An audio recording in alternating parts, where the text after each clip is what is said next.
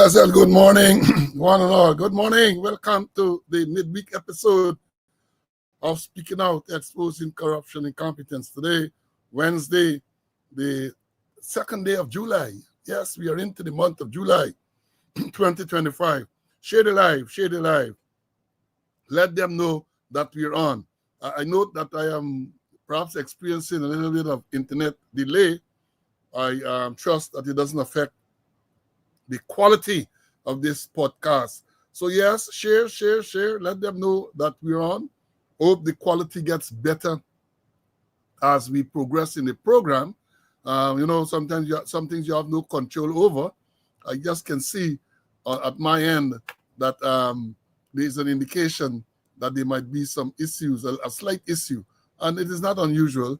Let me my colleague, all a while, bear with me a little while. Let me make contact with my colleague.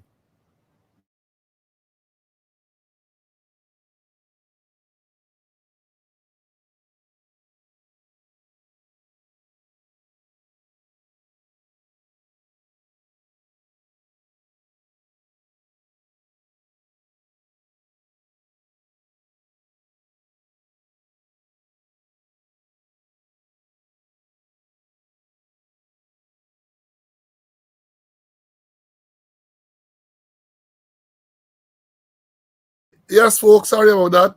My colleague is experiencing some technical difficulties. And as I've said, I can see at my end, I have some issue here as well in terms of the strength of the internet. I hope it clears up as we go along. Yeah, so today is the second day of July. We're into the month of July, my birth month, man, the best month of the year, my birth month.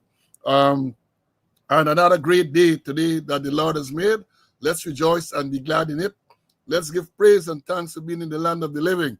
It is indeed a privilege to be in the land of the living, and we should never, ever take that for granted. Almost every day, people die every day. But, in Guyana, almost not a day goes by with some incident, some murder, some fatal accident, or somebody just dropping out. Time has come. The Maker says time has come for you to go. You have to go. And I continue to say when that time comes, you can't carry all these things you thief in. You can't carry all of those ill-gotten gains with you. You have to go.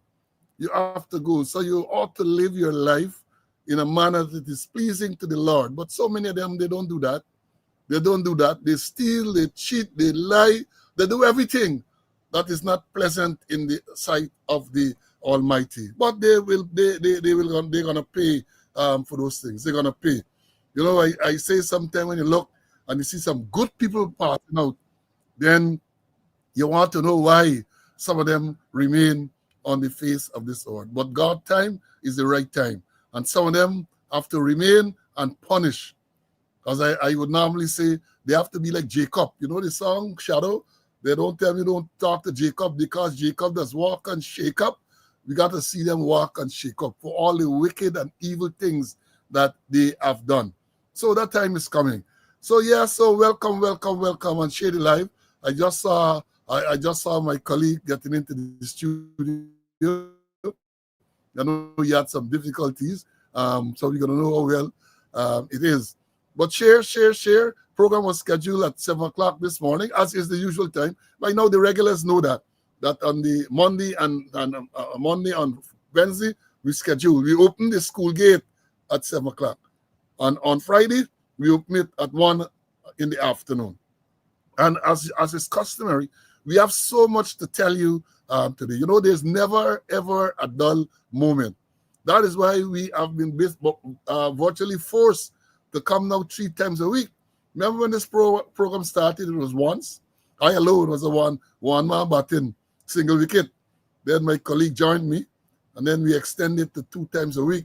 And now we are 3 times. And, I say we do that because we have so much to tell you, and we are always pleased by the enthusiasm that we have seen displayed by the students. People here every day, people meet you and tell you how educational this program is, and they beg us not to stop. But we're not going to stop.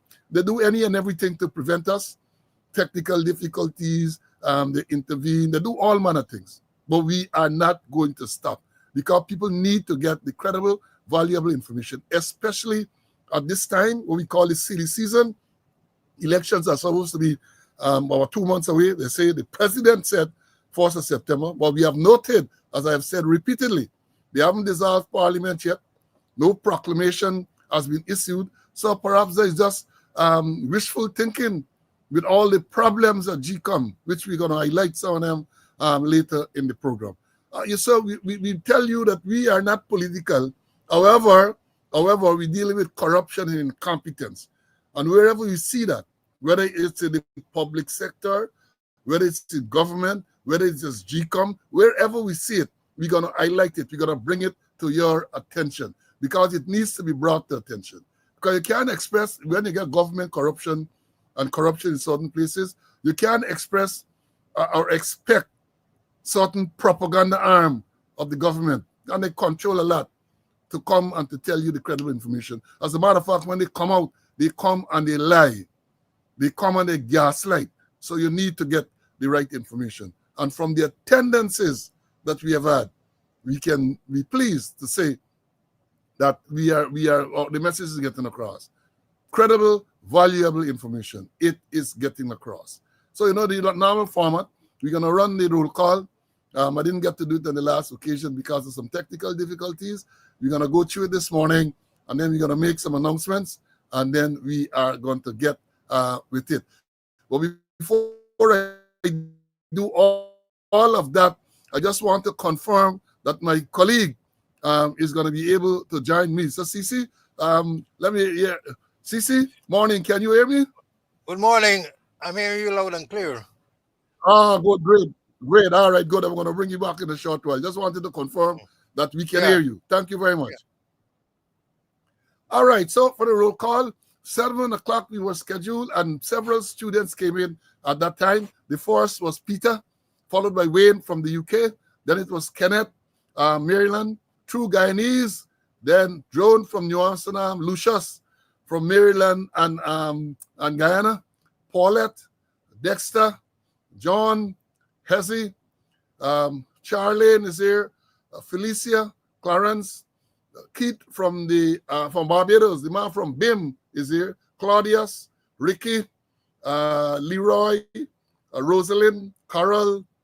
They all came at 7. Shortly after, we had Ulrich from West Dem, Marcus, the Kanamruk man, Warren, Raul, Clifton from Paris, Aubrey from Canada, Courtney, Puran from the Essequibo Coast. Then it was Wayne, Brian, Kerry is here. Then we had Marcia. Then who else? Patricia from New Jersey, Aileen, Sydney, Desiree from Georgia, Carlton, Pauline. Then it was Stefan, Sean from upstate. Sean, you came in a little late this morning at 7:02. He's always here, very early. Vibert, Father Masha is here. Derek, Cecile, Roxanne, Jakey is with us. Pastor Smith. Then it was Carl Johnson, Marlon, Lynette from the UK, Leon, Francis Keith from Melanie Damashana, Morton, Moses, Benji from Myconi, Kevin, Orin from the UK, Sandrine Baird, Barbara. Then it was Sandra, Lincoln, Kerry-Ann, Anthony Bradshaw, Peters Hall on the east bank of Demerara, Denise, back in Florida, Sagi is here with us, 9602 Jarvis. Then we had Valerie, Ridley, the Angel, Denzel, Brenda, Terrence, Claire, Yonette, Floyd, then Earl, Evelyn, Siobhan, Colin, 6984. I guess he's one of the older policemen who is on this live. Good to see you always, my brother. Kay is here. Then it was Joan, came back, Vibert, Lyndon, Evelina, Delta 9 Media is here. Maureen, Hazel, Melinda, Uncle Paul, Lennox, Winston from California, Princess from Lamar Springs, Vibert from the east bank of Demerara, Grantley, Michael from the British Virgin Islands, Neville, Vashti. Then we are of Vibert, Smitty is here with us. Then Wilbert. Then it was George from BV, Selwyn, Siobhan, Ivor, the man from Imbai Michael is here with us too. Marvin.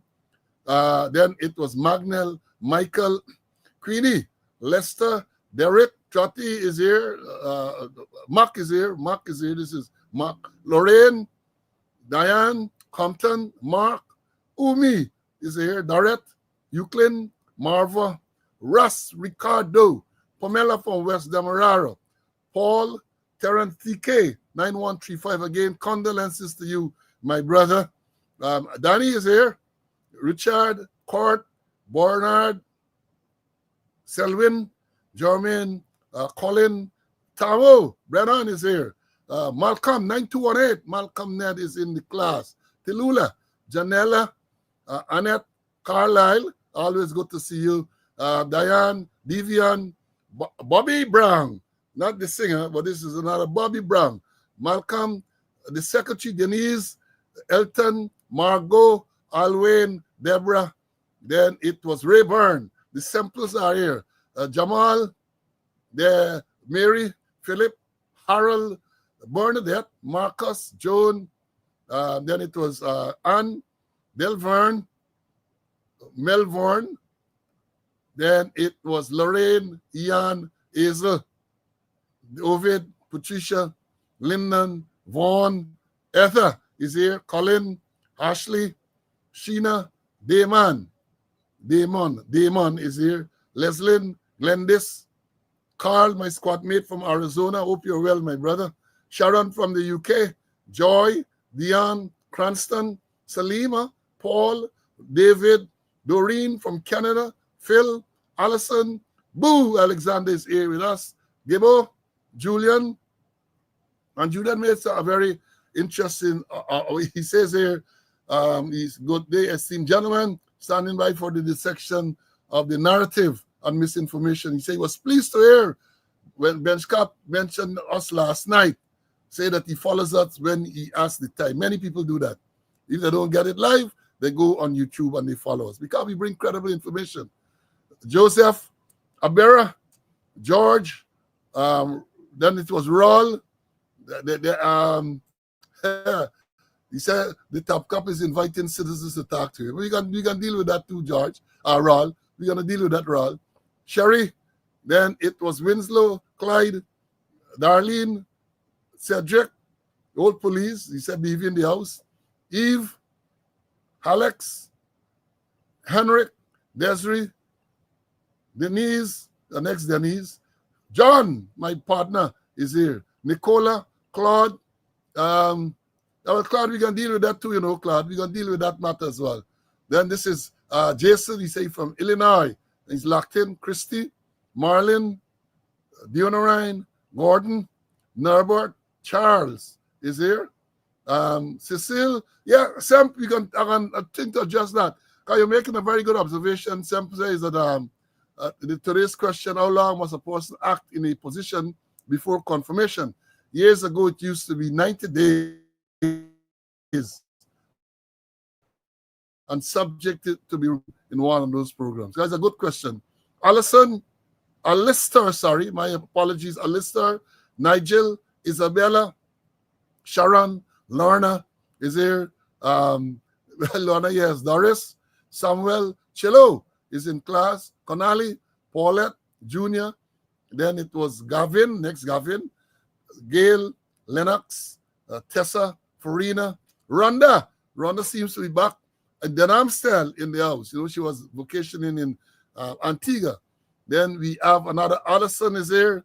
Pito, Orville, Joseph, Mokaman, Hope is here. Patrick from the UK, Pauline, Monica, Cyril, Clyde, Patricia, Jean, Aubrey, Beverly, the original black man.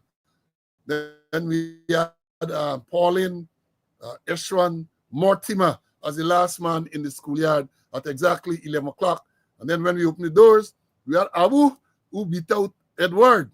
not a regular thing. Edward was beaten into, well, they came at the same time, but Abu is listed above. Then we have Dion, Carlton, Popo, always here. Commissioner Cole, always good to see you. And the list goes on and on and on and on. And therefore, let me move on. And we're going to go to the announcements. We start with the sad ones first. We did tell you about the death of Assistant Superintendent Earl McGarrell. Let me take off this. Hold a while. Let me just take off this note. Okay, here it is. Let me just take off this, and then we're going to move on. Yeah, we told you about the death of Earl McGarrell.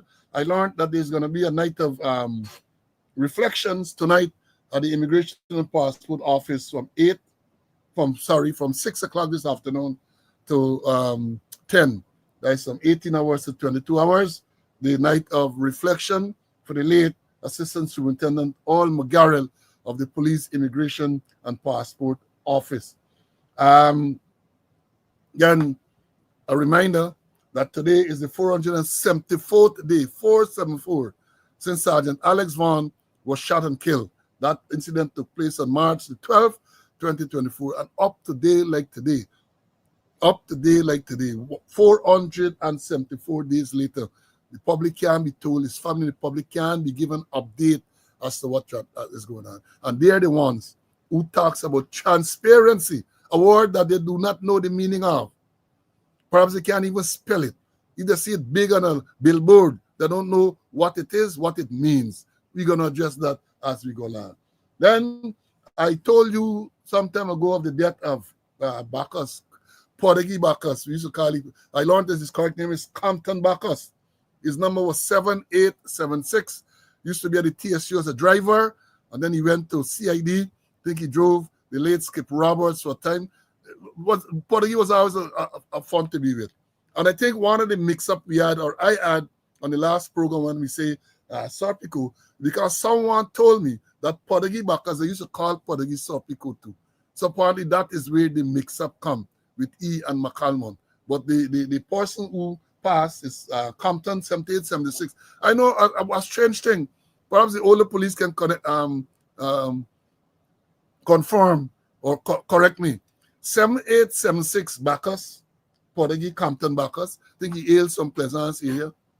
I recall as a young policeman at Sparnam in 73, the other 76, 78 Bacchus. They used to call it Tojo. 7678 Bacchus was the traffic man. Slightly barefoot and so on. Right? So I think his father was a police who was killed in some incident some time ago. So I remember that 76, 78 Bacchus and 78, 76 Bacchus. But the one who died, TSU man, 78, 76, used to be a driver at TSU. And our update on that, we understand that his funeral service will be on Saturday the 5th from 2 p.m. at Caribbean Funeral Home, and that is located at 1922 Utica Avenue, Brooklyn. So this Saturday the 5th, Podegi Bacchus funeral service, Caribbean Funeral Home, 1922 Utica Avenue, Brooklyn. Then I learned yesterday of the death of a former staff of mine. I refer to Jean Simpson. Jean, retired sergeant, woman police sergeant Jean Simpson.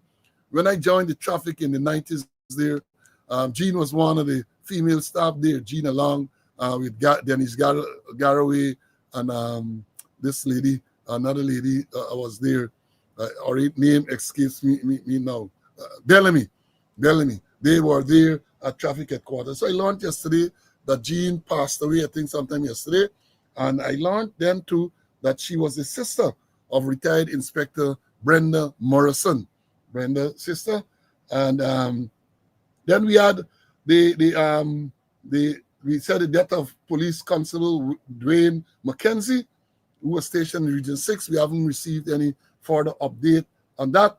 We learned too that a prisoner was found dead in Lusignan, prisoner found dead with a clothesline wrapped around his neck. So we don't know if it's suicide.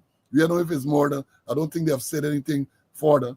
And we mentioned on the last program the death of the wife of a loyal student, former police, Terrence, who's on the live, King. His wife died recently. And again, condolences to all the relatives and the friends of those deceased person. And yeah, so so you have that, and we say we hope that the Lord gives you the strength to pull through this difficult time. Now, in terms of Borde, are we going to come back to an incident, a murder that we're going to talk about? Well, let me go to the Borde first, then I'm going to bring in CC. We're going to talk about. Today is the birth anniversary of a student who is on here now. So he's going to be surprised to hear us mention it. Puran Ramdas from Essequibo Coast. He did say to us some time ago that he's visually impaired. So, my brother, enjoy your natal day, and make sure that you do all that is good and healthy. And so, Puran is observing today. We had some belated one which we had announced. Lloyd Thomas, Stoneface, as he commented on the last program, they say, yes. You know, when I was at Breakdown there as a commander, they had a nickname for me. They used to call me the landlord. They say I run that place as if it belongs to me. But that is how when you're commander, you got to run place. So Tamo commented that it is true, the landlord. And he said, Randra, used to look into the welfare of the ranks. Yeah, so I saw it. I saw the post, Tamo Stone. And then Woman Assistant Superintendent Sharon, whose birthday was yesterday, Sharon Ferguson Mingo, or birthday was yesterday. And advanced birthday greetings. This person will be surprised as well. Advanced birthday greetings to Courtney Saul, who is a regular man from New Jersey, always on the program. Tomorrow he'll be celebrating, I think it's tomorrow, yeah, he's celebrating his birth anniversary. So anniversary greeting, birthday greetings to you. And before I bring in Mr. Conway, let me tell you about the anniversary greetings to all Americans, because the 4th, which is Friday, is American Independence Day, 4th of July. So congratulations to all you Americans who will be observing 4th of July, which is a big holiday, big a lot of cookout and barbecue and all of those things all around the U.S. So yes, I think I'll mention those things. And let me now bring in my colleague, Mr. Conway. Anxious to be here. CC, welcome. You had me a little worried this morning, man, when I couldn't get you onto the program. But here you are. Welcome, my brother. Thank you very much.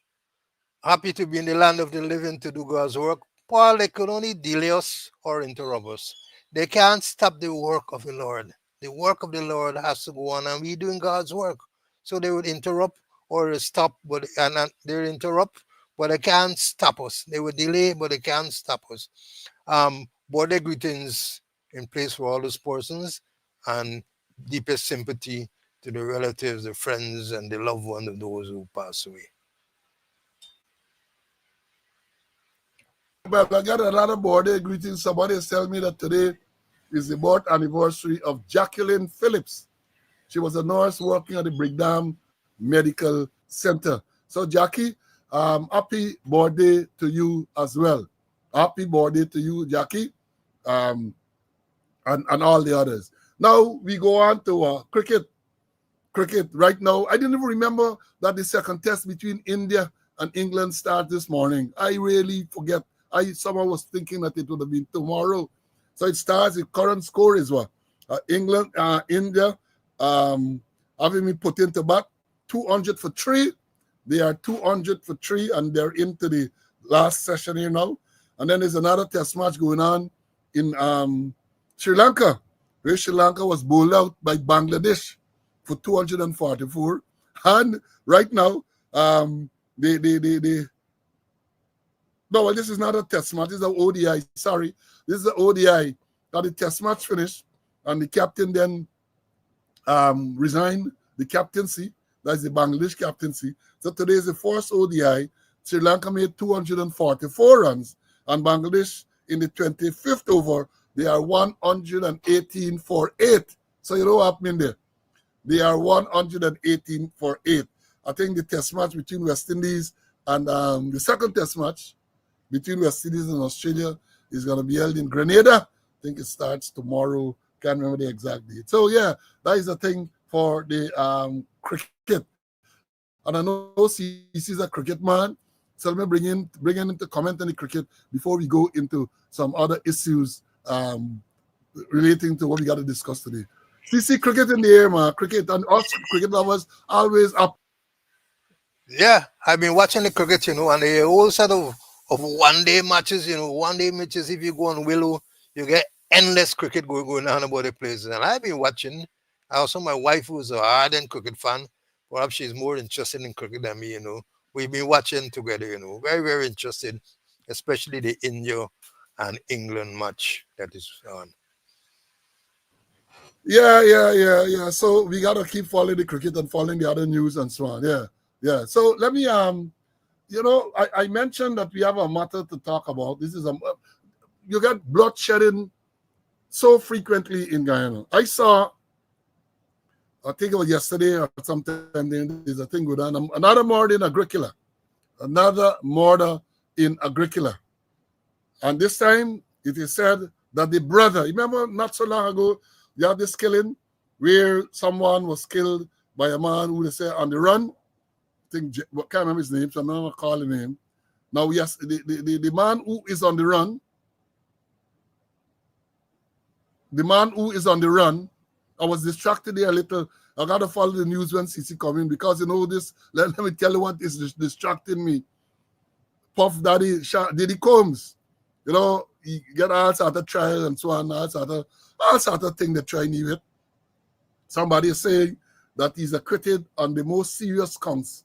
The most serious counts he has been acquitted, and they say he found guilty for prostitution charges. So apparently he was acquitted in some and found guilty in others. We're gonna check and see exactly what has happened. Sean Combs, right? So that is it. Yeah, I was saying we had this incident not so long ago in Agricola where a man was killed, and the person who is suspected to have committed the murder he's on the run. I don't think they have arrested him as yet.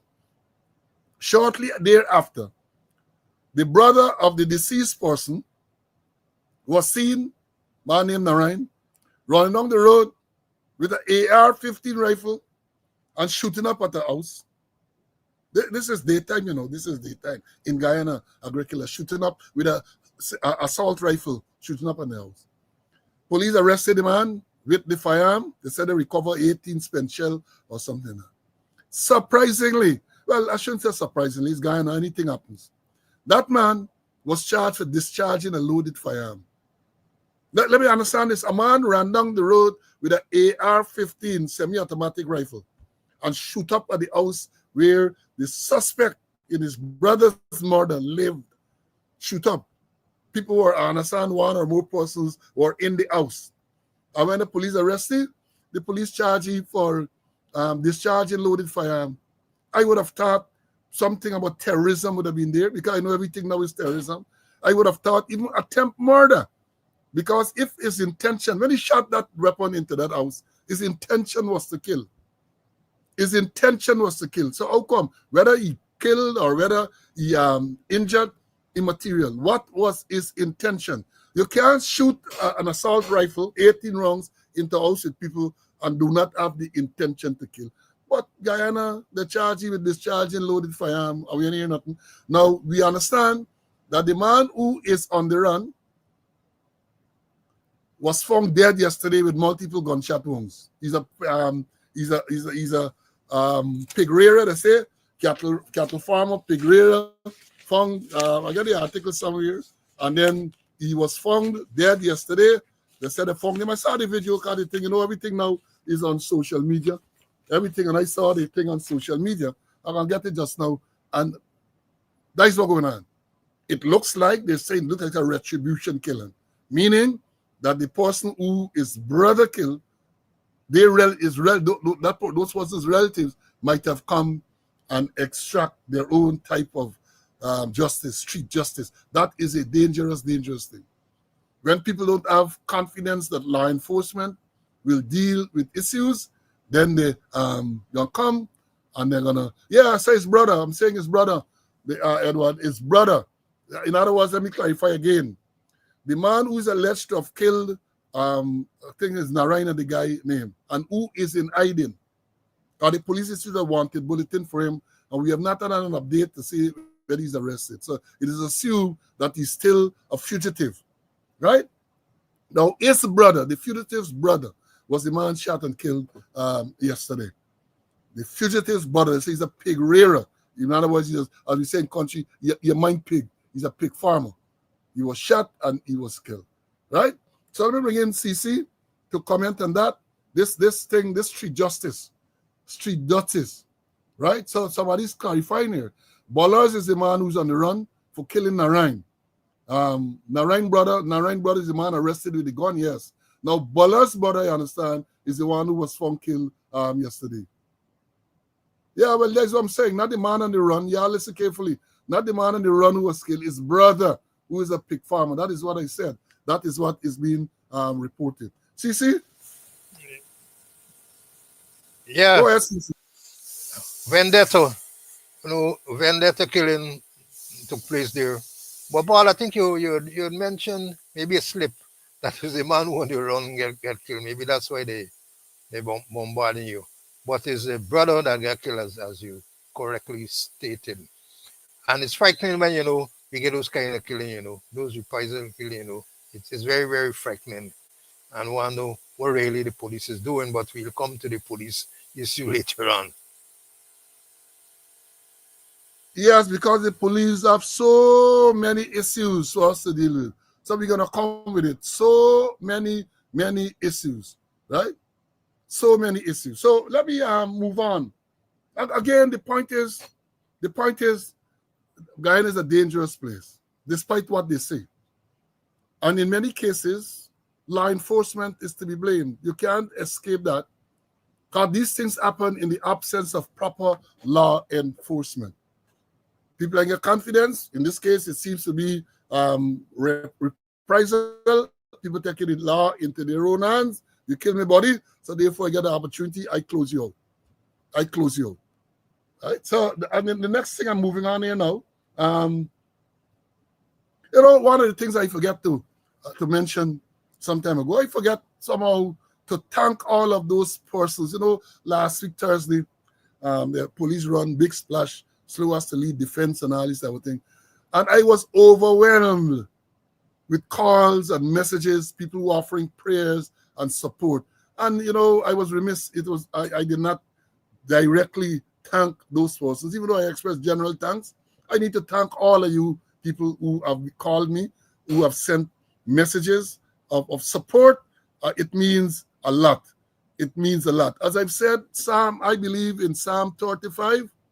Psalm 35 says, weeping may endure for the night, but joy cometh in the morning. So weeping gonna endure for the night, but joy cometh in the morning. Yeah, Jason, the squatter said, crime down. We're gonna deal with it.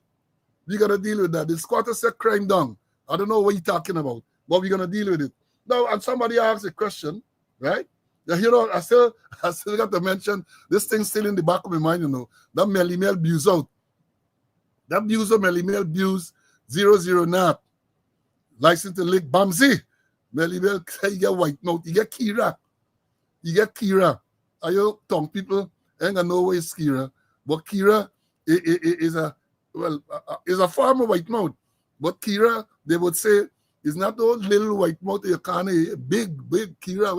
When you get Kira, I think Banda Kira or something they used to call them, huh? Them country man, Porsche, them know the story, man. Porsche ain't saying that you get white mouth, but I say you would know as a man who followed these things and know your little folklore and so on. Yeah, so that's what I said, right?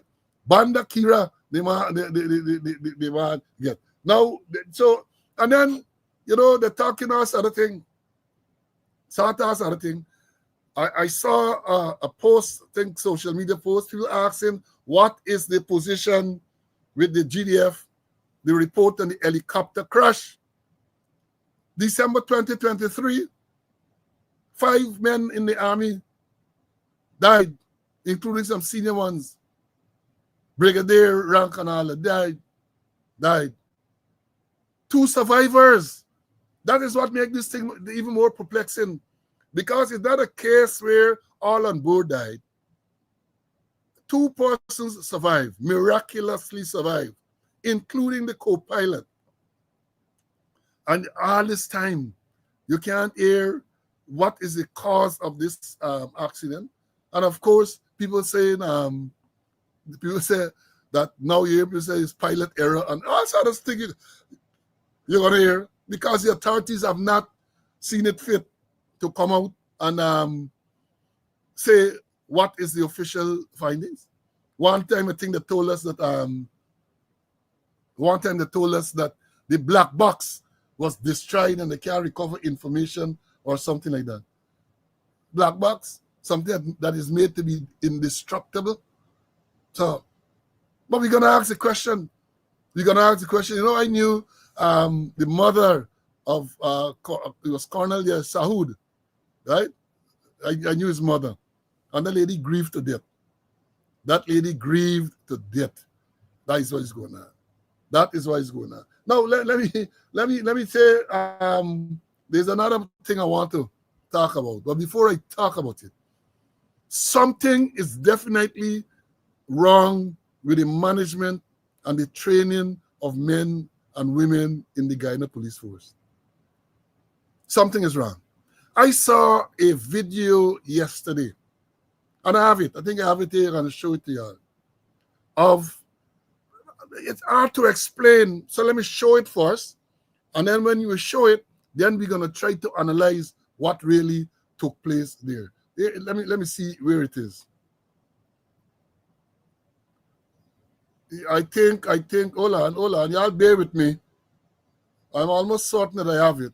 But I want to show, yeah, this is it. Listen, this is a little long, it's a little lengthy, but you need to see it. You need to see it. So here we go. Another live again. One carload police come. They want the patient to come out from the car, go in the station, couple feet away to do a breathalyzer. They cannot come in the car and do a breathalyzer with this boy. Come on, Mr. Harbajan, we need your help right now. I'm on the live for you. Come on. Irfan Ali and Jack there, we need you.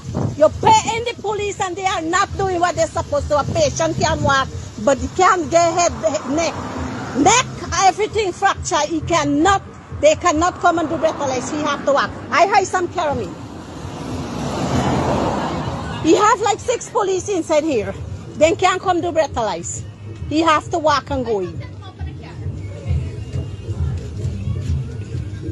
This is what's going on. This is Guyana, our sweet country Guyana.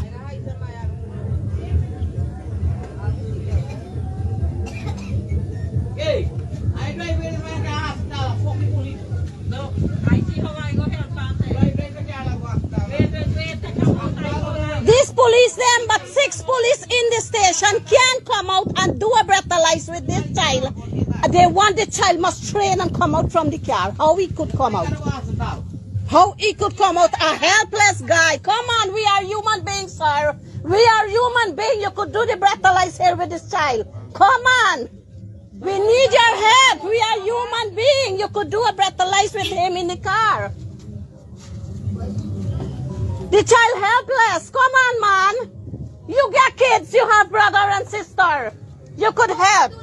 He is not an alcoholic. He is a major. He go 57, 51 masjid and find out about this kid every day. He going to masjid. Come on, man. It's your job. You haven't paid from the government to do your job. You could come in the car and do the breathalyzer. I know it's your job. Come on. It's your job and do it properly. You can't help a human being. Come on, man. We are Indian and we are one blood and flesh. We have Indian police in there too. Come on. You can speak to your people then. Watch. The kid got to heist and go inside there. Watch. The kids have to heist and go in the station. Because they buy a flat tire, you get neck injury and everything. You have feelings, man. All of you blood and flesh. No, somebody got to be there. We don't know if anybody could do him anything. Mother has to be with her. Where your mother there? You stay right in there. We gonna harass them because that's how they are. Nobody harass your mother, but mine are like egg. Nobody harass them. This up me that top of road, me not there in the station. Me that top the road. You tell me move. Auntie, laat move van there. Where's my Amisha move from there? Then I chair Amisha move from there. This is the other car man stand up in there. He there inside. The car that make the accident. He there inside, yes. He there inside, patient got to hide. Patient got to ice and walk in. Come on, man. This is too much. Too much of them in there. Too much.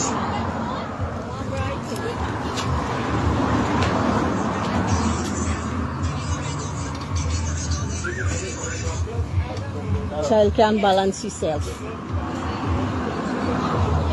And I want him to go in.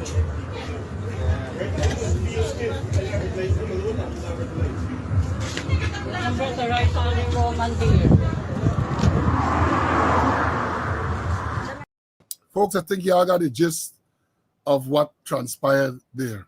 I really can't understand. It would appear as though there was this accident. That is what we understand. It was an accident. The police wanted the set to brutalize one of the drivers who seems to have been really almost unconscious. Kawa, suspected to have injuries. He had to be lifted out of this vehicle to be taken into the police station for them to administer breathalyzer test. That is what is being said. This thing is unimaginable, you know. It is unimaginable that, all right, you have an accident, and that would have given you reasonable cause to breathalyze both drivers. But this is a case where one, well, of course, when we saw him, I don't think he was sitting behind the wheel, but we saw just on the video. But the man is there, look like he's unconscious, look like he's injured, and the police are insisting that he goes into the station for them to administer a breathalyzer test. I think based on what I saw, I looked at it carefully, I was trying to identify the station. I think it is on the quarantine. It might be that 62 police outpost, which should be what we should call Tollgate 3 or Toga 3. It looked like that. I'm not sure what it looks like that. Quarantine bodies. Can you imagine that? There's an accident. You claim that maybe one of the drivers might have been under the influence, but the man seems to be injured. And I know the protocol because when the breathalyzer test came into being, I was at operations. And along with the traffic chief, Neil Semple, and some other senior policemen, we sat down and we drafted the SOP. And it is clear a case like that straight to the hospital. The doctors can deal with that too. This thing is unbelievable that the police will demand that a person who appears to be injured, let me put it right, be taken into the police station for a breathalyzer test to be administered. That is what it is. Unbelievable. Unbelievable. And sometimes you say, I'm sorry, this is not one of them rum shop type of programs where you can use the correct adjectives to describe how unbelievable that is. And they talk about public relations and all of that. They talk about public relations. And, you know, some people can make some comments and so on, because many of those persons who are suffering at the hands of the police and elsewhere, right, we can say that they are the ones who are responsible because they support this corrupt force and this corrupt government, regardless of what happens, they don't support them. But, you know, as I said, many things that happens in Guyana will shock or surprise you. That one shocked me. Trust me. That one shocked me. I don't concern what ethnicity you has. But to see a human being who is supposed to have been injured, even if you believe that the man feigned an injury, you're not a doctor. You are not a doctor. So if you believe that this man bluffing, you have a responsibility to take him to the hospital. And they talk about all of these resources. Why not summon the ambulance? Why not summon an ambulance to come there to deal with him? That is what you have in Guyana. Traffic and the quarantine. And then to see in all of this, what going on there, a policeman sat outside the station on a bench, on a chair, no address on, and all of that. Sad, sad state of affair. Let me bring in Mr. Conway to make his comment on that, and then we're going to move on.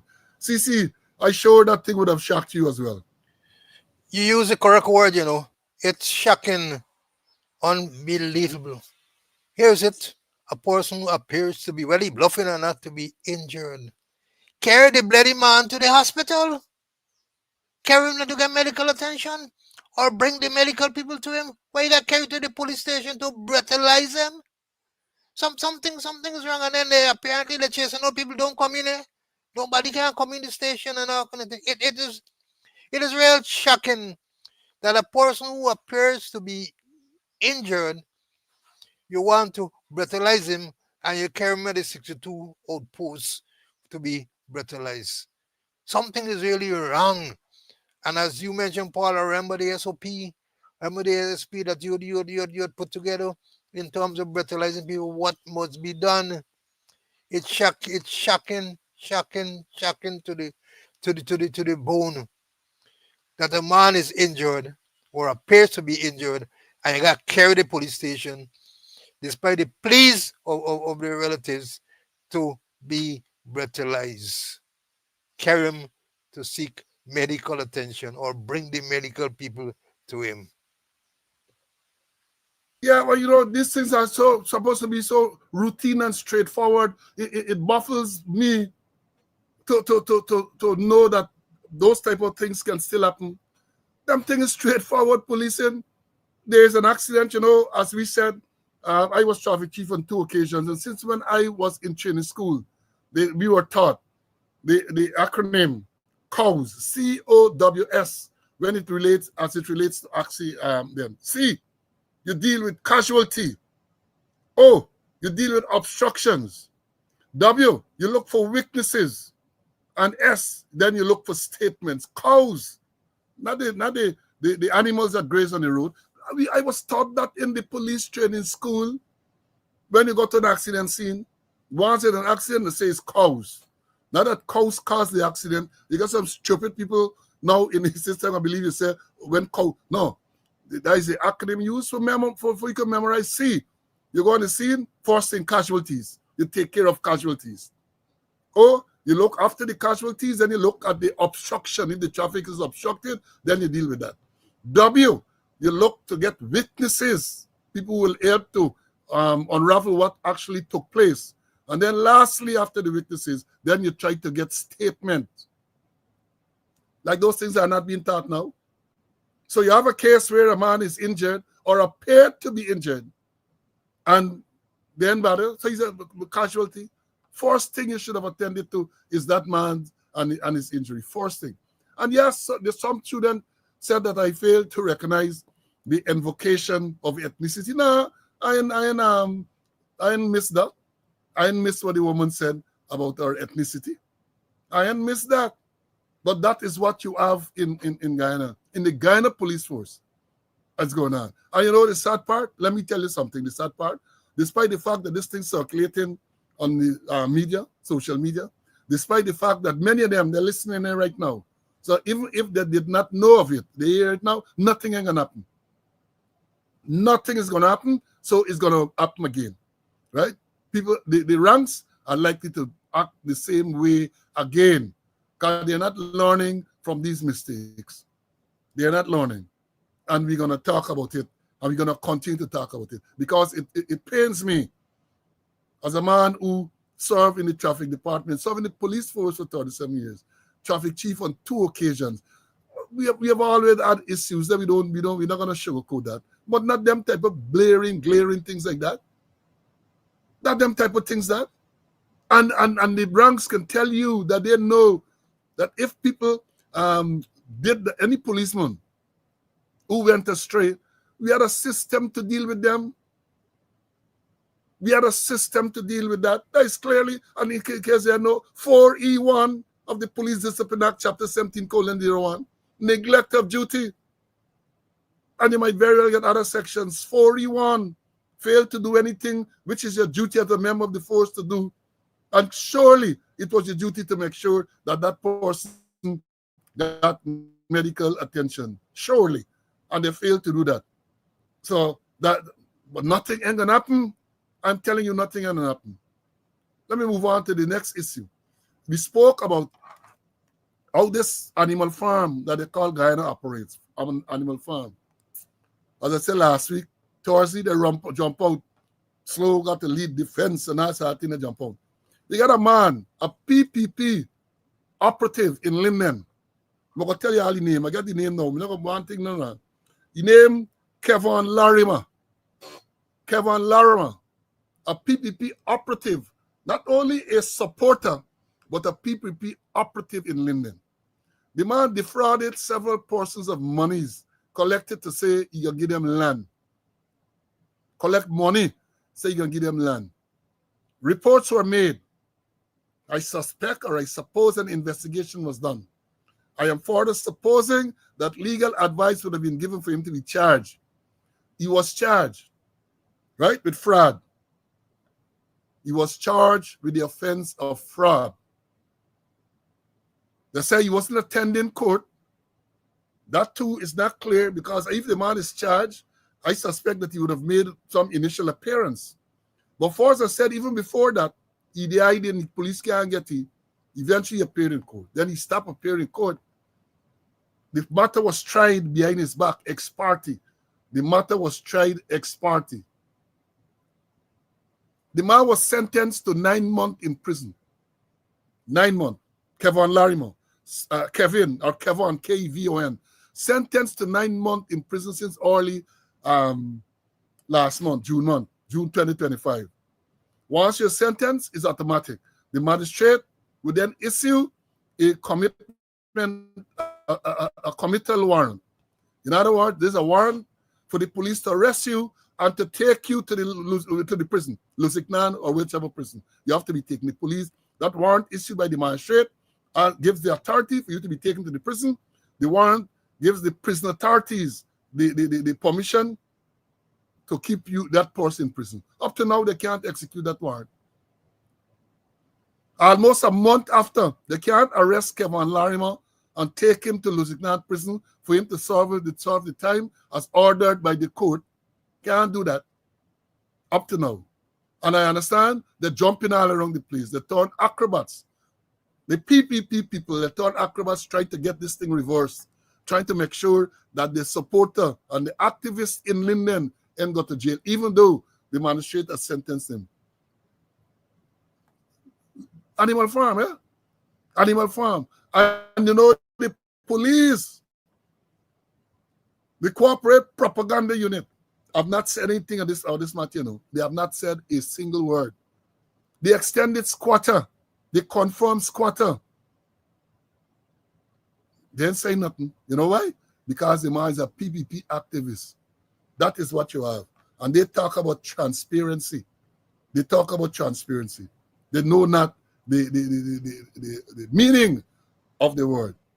They know not the meaning of the word. Let me bring in CC, and then we'll talk about that, and then we're going to move on to another issue.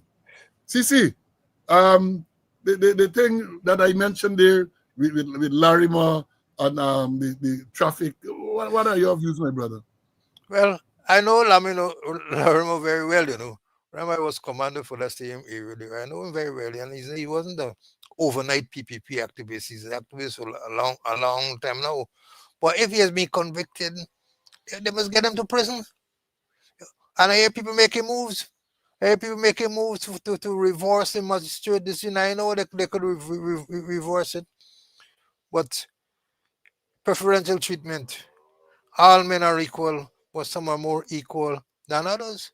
If he gets sentenced, he gets sentenced. Get him and let him go to prison. No, but no, he's a PPP activist, and he was very vibrant during my days. You know, very brilliant during my days. So there's the whole story. You know, you do no wrong, I'm going to serve his sentence. They're not going to find him, and there's the whole story. Yeah, you know, but again, we just showing you how unequal the application of the laws is. I will tell you next matter with the same Linden now. We told you a couple of days ago of this police accepting gifts, right? accept gift. You see big thing in the picture, a big thing on social media.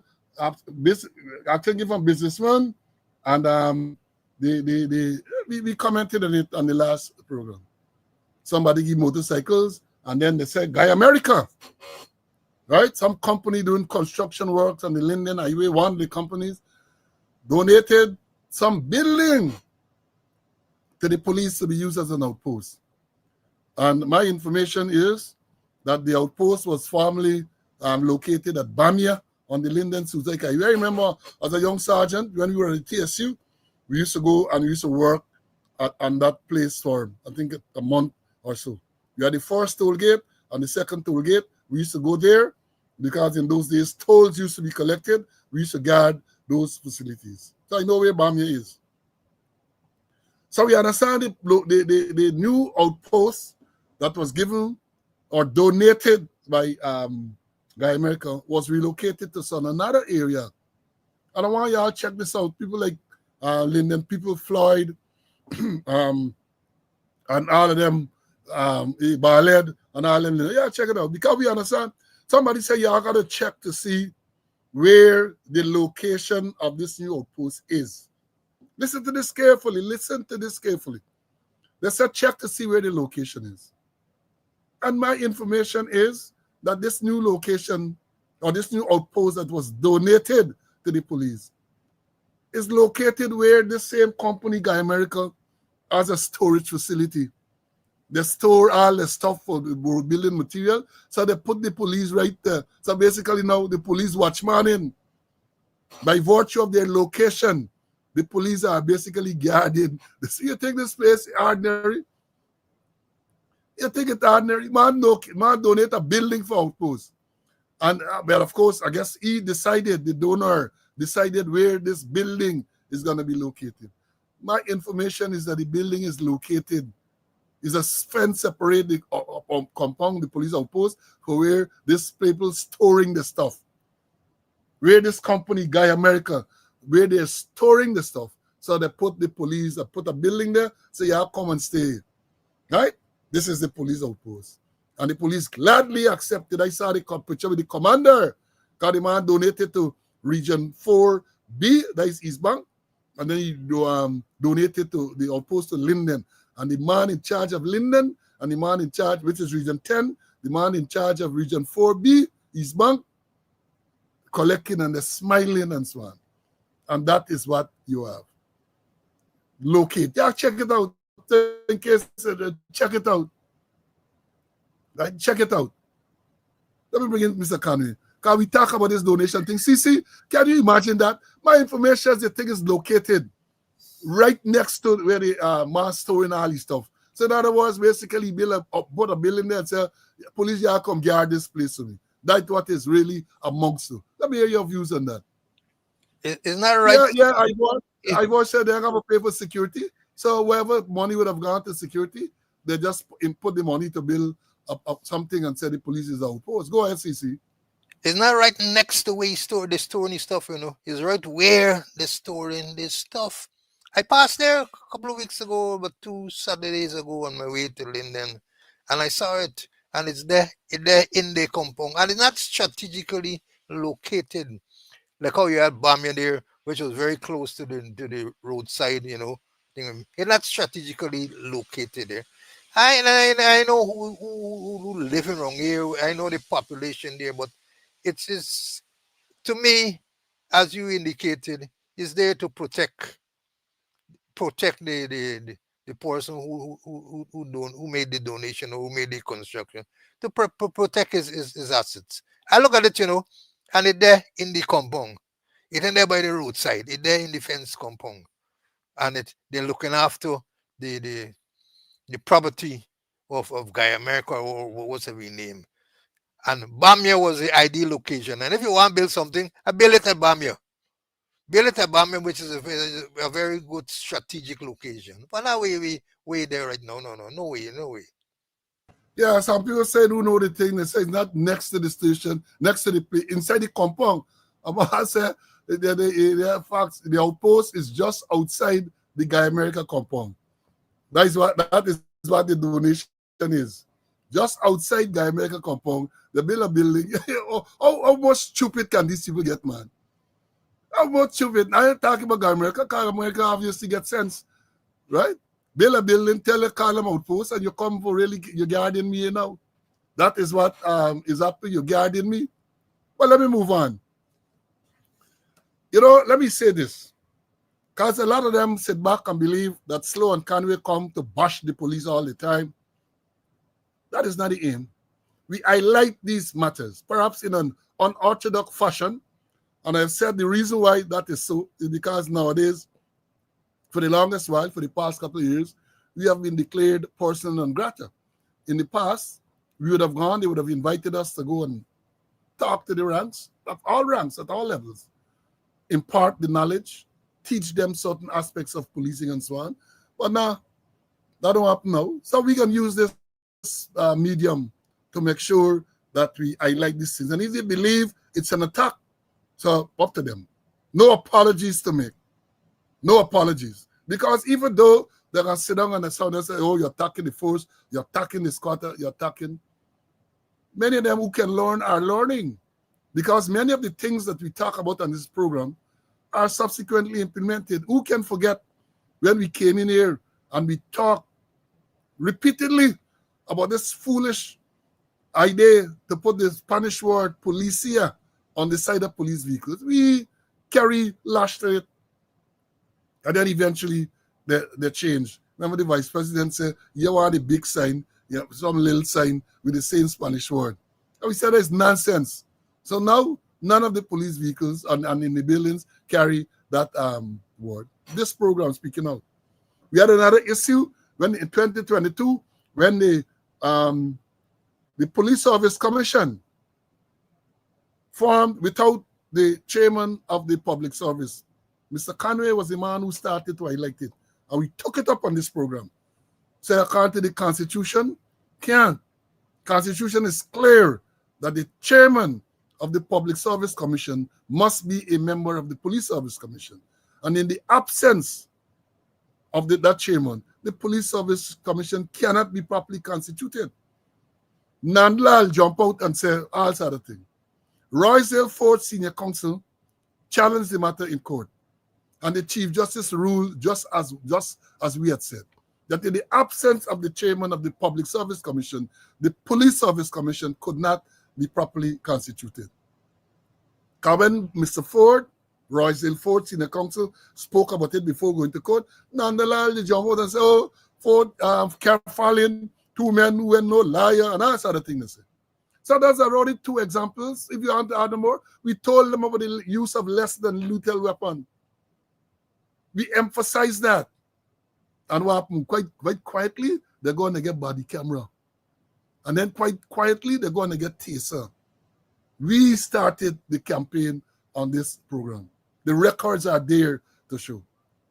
So yeah, we're going to highlight these things. And it brings me to this point now, this morning. There are too many rogue elements in the police force, perhaps starting from the commissioner. And that is why things can't go well. Commissioner sat in his office and he wrote in a statement that he took $8.5 million from Amir Ahmad to finance the wedding of Calvin Brutus. He wrote that. That is what that man, right. And I have said repeatedly that no sensible constable the writing that even if he did it, no sensible constable then implicating himself in that manner.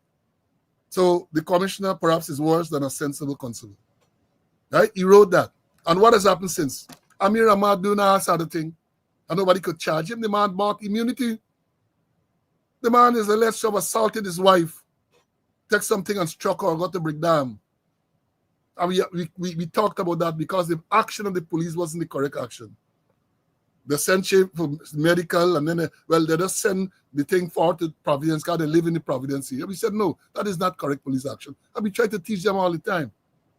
We try to teach them. But the man doing the guards, a man alleged that he only Itachi, he's trippy, put on porn for you watch, and then try for the man who is being tortured, the man alleged that they put on pornography for him to watch, and the man trying for Amir, that is the allegation the man made, trying to get him to get an erection. For what reason? And then he sprayed his genitals with some spray and all this everything. Sick people, which proper man, gonna strip a next man, and force you to watch pornography in order for him to get an erection. What is the reason behind that? Sick people. We got a gated community there. Made the allegation, the man read it here on Monday. He make allegation, the police there, that he was assaulted or something. Bob, they lock up the man and the two men. They lock up the two men based on that. All is the word or something that the man is. So that is what you happen. And then this morning, today, Wednesday, the 2nd day of July, police reporting, here what they report, cop arrested with unlicensed firearm and ammunition at Rhineveld. A policeman is arrested. Here what they say. At about 1:30 hours this morning, 2nd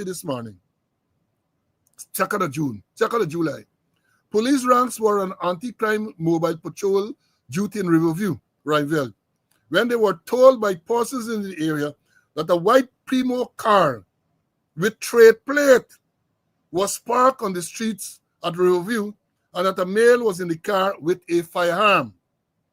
As a result, the ranks went to the given location where the motor car was seen parked on the street, and a Guyanese male of African descent who turned out to be somebody named Grana at 26 years. A police constable stationed at TSU was seen in the driver's seat.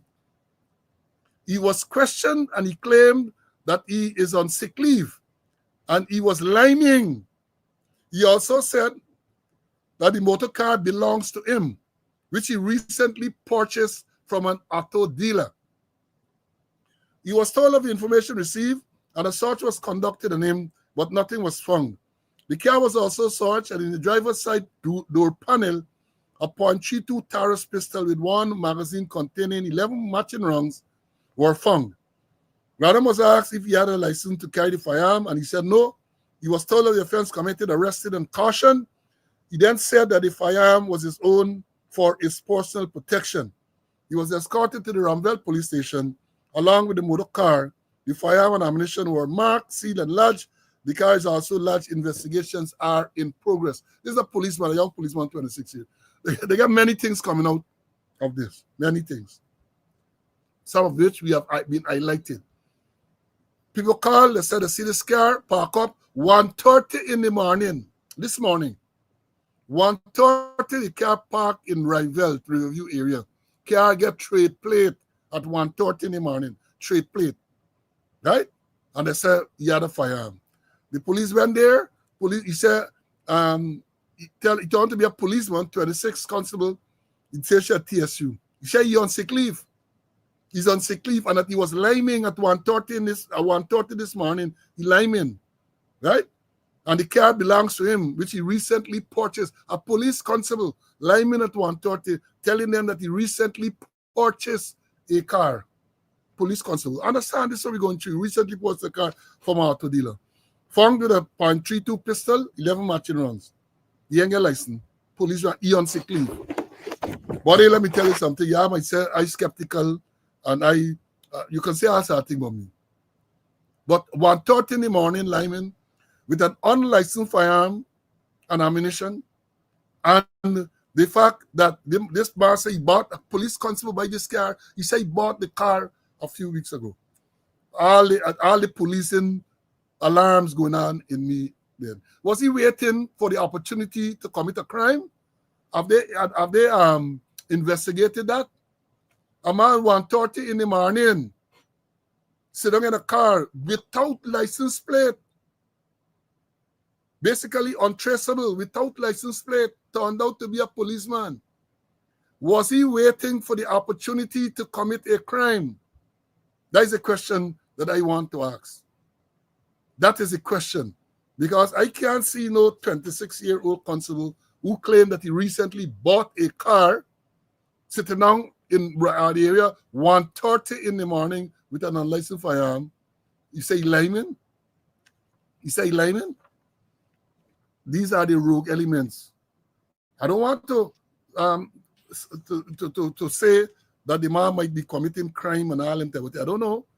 And I ain't gonna say that, but I am saying to you that if he's there 1:30 in the morning in a car, basically unmarked, getting a license plate, and the fact that he has a license firearm with him, that tells me something. I, with my suspicious policeman, it tells me that maybe he's waiting for the opportunity to commit a crime. Perhaps he must stake out somebody, mark somebody, he try to commit some crime. 1:30, you lineman, 1:30 in the morning, sit down in a car without license plate or with trade plate, and then you get illegal firearm. Tell that to the Marines. Tell that. Well, before I go on, let me make this point for bringing CC. You know, we can ridicule the police with justification, but remember, the people who roll up on him and arrested him and did what is being reported there are policemen too. Are policemen. So that's why there's strong objection when people try to paint all policemen as criminals and unprofessional. It is clear that at least these who turn up there, right, did the right thing. Let me don't go into whether they had probable cause. That would have been probable cause or reasonable cause. The fact that this man is there in a vehicle that has no license plate at that hour in the morning, and people call to say that this vehicle looks suspicious, that is sufficient cause to the police to react and to do what they did. That is sufficient cause. That is sufficient cause. Again, I say, the fact that policemen intervened and took action should be taken into consideration. Not all police rogue, not all police are criminal, not all police bad. Let me bring in Mr. Conway at this stage. CC, your take, my brother. You took some words out of my mouth, man. Took some words out of my mouth. Karamo Vibe Smith, 7464. One of that my corner charge a man for waiting for an opportunity to commit a crime. First time I really come across the charge, you know. What is it? 1 o'clock in the morning? Policeman there with an unlicensed firearm, a vehicle with trade plate. What is he doing there? And you don't want to assume, but maybe, you know, maybe other things happened previously. But as you mentioned, there are some good police who took action and arrested him, seized the vehicle, seized the firearm, you know. They could have worked out something. Maybe Jackie Opel could have come into play. But I think they did well. And we must, you know, congratulate them for doing what they're supposed to do. Yeah, they have to be congratulated, and that's the point we're making. They are row cops, perhaps too many row cops, but they're also policemen who are willing to honor the oath they took to serve and protect, as demonstrated in this case, where they arrested this man. Because if all of them, they corrupt and rogue, for intended to roll up and the man say, look, Mr. Police, they would say, all right, do your thing. But no, they did not do that. They took the correct course of action. They arrested him. And as I've said, if you are going to do a proper investigation, right? They say you're on sick leave, do a proper investigation into this man's background. This policeman who's on sick leave background. And I'm saying that I know what they're going to charge you. Yeah, they're going to charge you for being in possession of a licensed firearm and all of that. But was he waiting for the opportunity to commit a crime? Do a proper investigation, man. Because again, I say 1:30 in the morning, all of those things have to be taken into consideration. The timing, the place that he was, and all that. You got to take them things into consideration in deciding on charge. I know DPP does find out a strange charge to give people. And this one, waiting for the opportunity to commit a crime, should not be a strange one. Maybe they have not charged forces for that crime for some time, but it is there on the books. I know of it. And as Mr. Conway said, he too is aware of that. Now let me go to this next matter. A lot of people telling me, again, police action or lack of proper action. The other report circulated, I was following this thing from Sunday night, Monday morning, Monday, Tuesday. It is reported Police West Demerara, Region 3. They went to arrest some man in Stanley Town, West Bank Demerara. I'm going to read the article to you for y'all just so. But I give y'all a synopsis of what I understand. They went to arrest the man. When they got there, first of all, they said one of the policemen went the day before Saturday, because this man rears swines, you mind pig. So they went under the pretext that he going for buy pig because they got some activity Wednesday and that. Well, it looked like he the case in the place. They're looking for this man. They Saturday they claim. They turned up Sunday and they asked the man. The man was some place nearby. And they went there, they saw him, and they tell you they want him at the police station. According to what has been reported, he did not have on a shirt at the time. So he asked for permission to go and put on a shirt. And they said, no, you can't go and put on a shirt, go in the vehicle. They said somebody there at that location at that time gave him a shirt to put on. And the man busted a sprint, the man ran.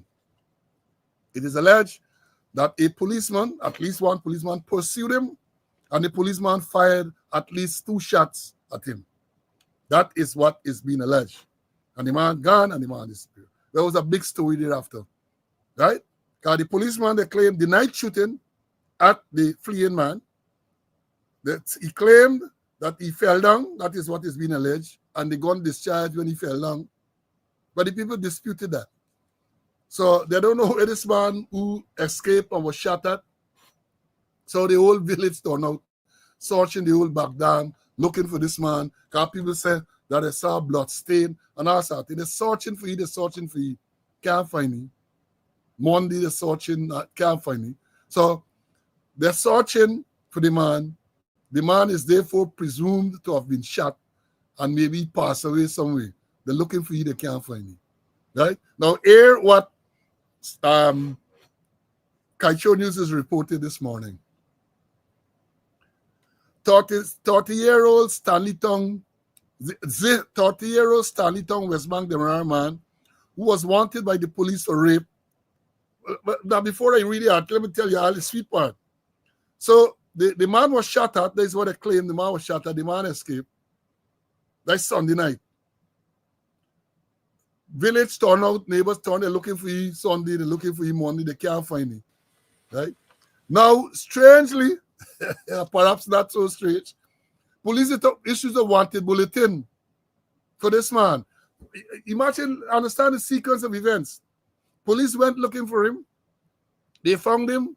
He ran away from the police. Gone down in the back dam somewhere. Police shoot at him.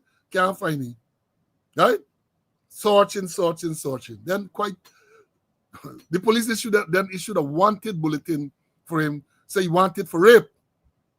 He's wanted for rape. They issue this bulletin. So here what the purpose reported this morning. The 37-year-old Stanley Town West Bank Demerara man who was wanted by the police for rape turned himself in at the Diamond Grove police station on Tuesday, that is yesterday. The man named Quincy Bernard arrived at the station visibly injured, unable to walk, and in company of his lawyer and relatives. Bernard was missing for about 48 hours after ranks from the Wales police station arrived at his home on Sunday night to arrest him. Reports are that shots were fired at Bernard during the attempted arrest and he fled. Relatives were worried that he might have been nursing a gunshot wound. It is unclear where Bernard was before arriving at the police station, but the police were asked to take him to the hospital first. But ranks said that he had to be formally arrested before any other action could be taken. The exchange was caught on camera. Police in a statement subsequently noted that there were some abrasions to Bernard's knee. Police said that Bernard told them that he received the injuries while running away from the police. He reportedly said he fell. However, before police could have completed their formalities and take Bernard to the hospital for a doctor to examine to determine his interview. Let me read it back. However, before police could have completed their formalities and take Bernard to the hospital for a doctor to determine his interviews, that's what they say. I think his injuries, but they said interviews. That's what caught me. There was a confrontation among People's Progressive Party activist Ozzy Rogers, Bernard's relative, and the leader of Assembly for Liberty and Prosperity, Simona Brooms. Brooms reportedly accompanied Bernard and his relatives to the police station. While at the police station, Rogers reportedly walked in and confronted her with the words, "Y'all has only show up for the criminals. What about the victims?" The confrontation was captured in a live Facebook feed. Allegations were made that he also verbally abused Bernard's female relatives. Police quickly calmed the situation down with some help from Brooms. After completing the formalities, Bernard was taken to the Diamond Hospital, where he collapsed and began frothing from the mouth. He was placed in a stretcher and taken to the emergency room for treatment. That is what is being reported. Now, let me bring in Mr. Conway before I try to dissect this thing any further. No, before I do that, CC, spare me a minute. Let me read the police wanted bulletin. I think it will be instructive. The police issued a wanted bulletin, as we said, for this man, and here what the wanted bulletin said. Wanted bulletin out for rape accused Quincy Bernard. The Ghana police force is seeking the public's assistance to locate Quincy Bernard, a 38-year-old male resident of 38 School Street, Stanleytown, West Bank, Demerara, who is currently wanted by the police for alleged rape. At about 17:59 hours yesterday, Sunday, June the 29th, 2025, police went to the aforementioned address to arrest Quincy Bernard for alleged rape, resulted in a confrontation where it is alleged that a live round was discharged by a police round, causing Bernard to flee into hiding. It is not confirmed whether he was injured, and his whereabouts are currently unknown. If seen, please make contact with the Wales Police Station at number 267-2804 or the nearest police station. And here this part, contact can also be made with his relative, Mr. Skimon Gentle, on the give the number. See, let me bring you for your comment here, man. This is a carry-on story. And for those people who don't know what Carry On is, because we always remember we get younger folks. Carry On was a comedy series, right? Carry On, all sorts of things. So once you hear as a little by here, Carry On, you want to get some laugh, you go and you sit down, and watch the carry. So this got to be a Carry On show. Let me hear your views, my brother. Comedy of errors, real Carry On. And when you look at it, when you look at the circumstances, policeman fire shot at him this time. Perhaps when you may fire as it relates to the use of force has gone through the window. Force order number 3369, we published several times. And they say, when you're attacked and your apprehension sees danger to your person, are not able to defend yourself by any other means. When property you are ordered to defend is attacked and you are unable to safeguard it by any means. When attack is made to rescue persons in lawful custody. When anyone is found committing or about to commit a felony, burglary, shop breaking, store breaking, house breaking, arson or larceny, and do not desist after warning and cannot be deterred or arrested by any means, to prevent a police station or police outpost from being overrun, when so ordered by a superior rank. When you may fire. Anytime you shoot out any wrongs, you gotta go to when you may fire. And I saw the video, and here's it. They're using tracker dogs. And here's it. They're using drones. Big man hunt. They're using drones.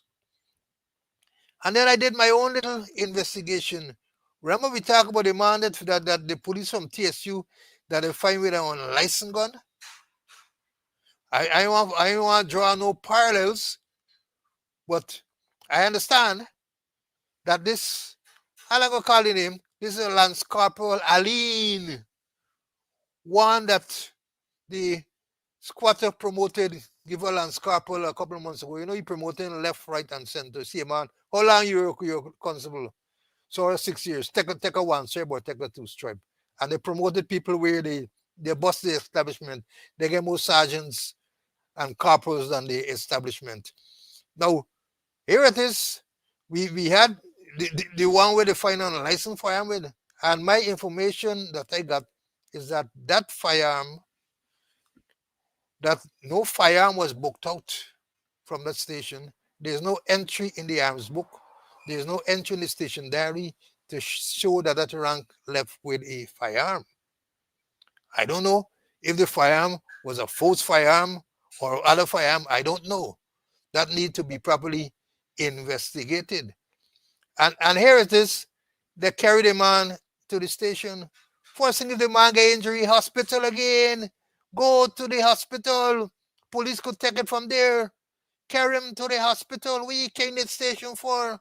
Let him go to the hospital and get medical treatment, and then the police, well, no, the police go for arrest him first, and then carry to the station.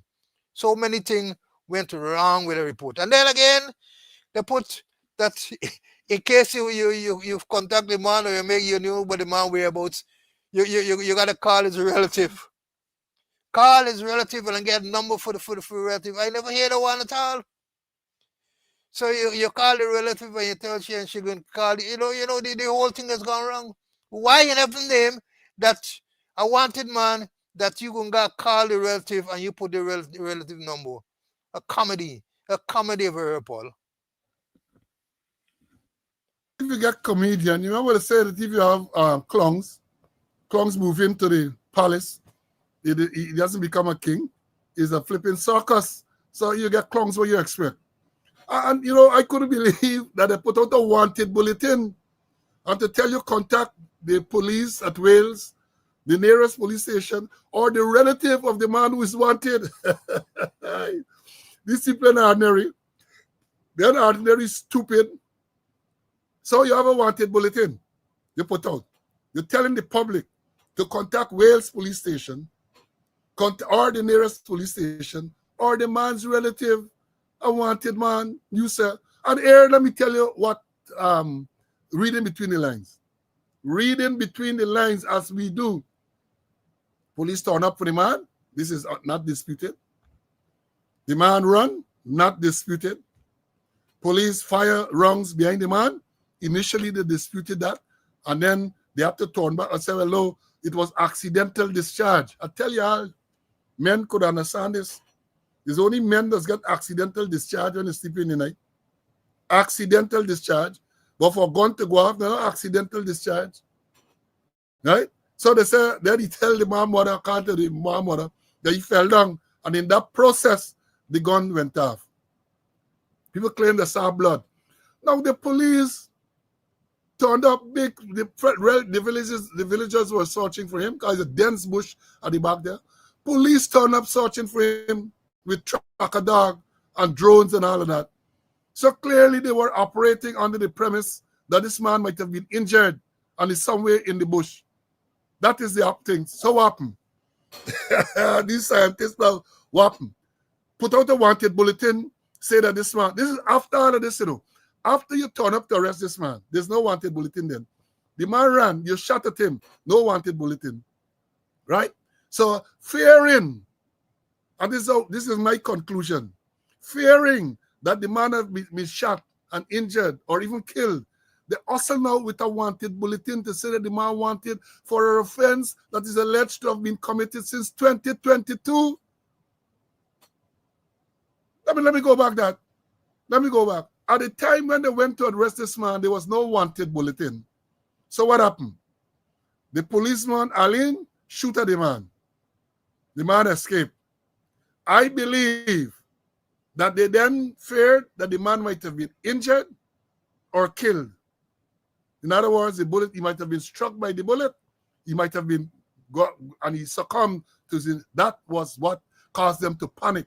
So what they did, they start the operation with dog. Somebody said the dog lay down, and the dog refused to go in the bush. Somebody said, oh, yeah, it's ordinary. So they believed that the man was injured and either died or seriously injured in the back. They mounted an operation. So what? They then, after all of that, then they issued a wanted bulletin for this man, claiming that this offense that he's wanted for was committed back in 2022. Come on, you can't make these things up. You cannot make these things up. That is what they did. That is what they did. And in terms of Mr. Conway is right. That is normal police training. The man come, even if you want him for murder, he comes, he turns himself up.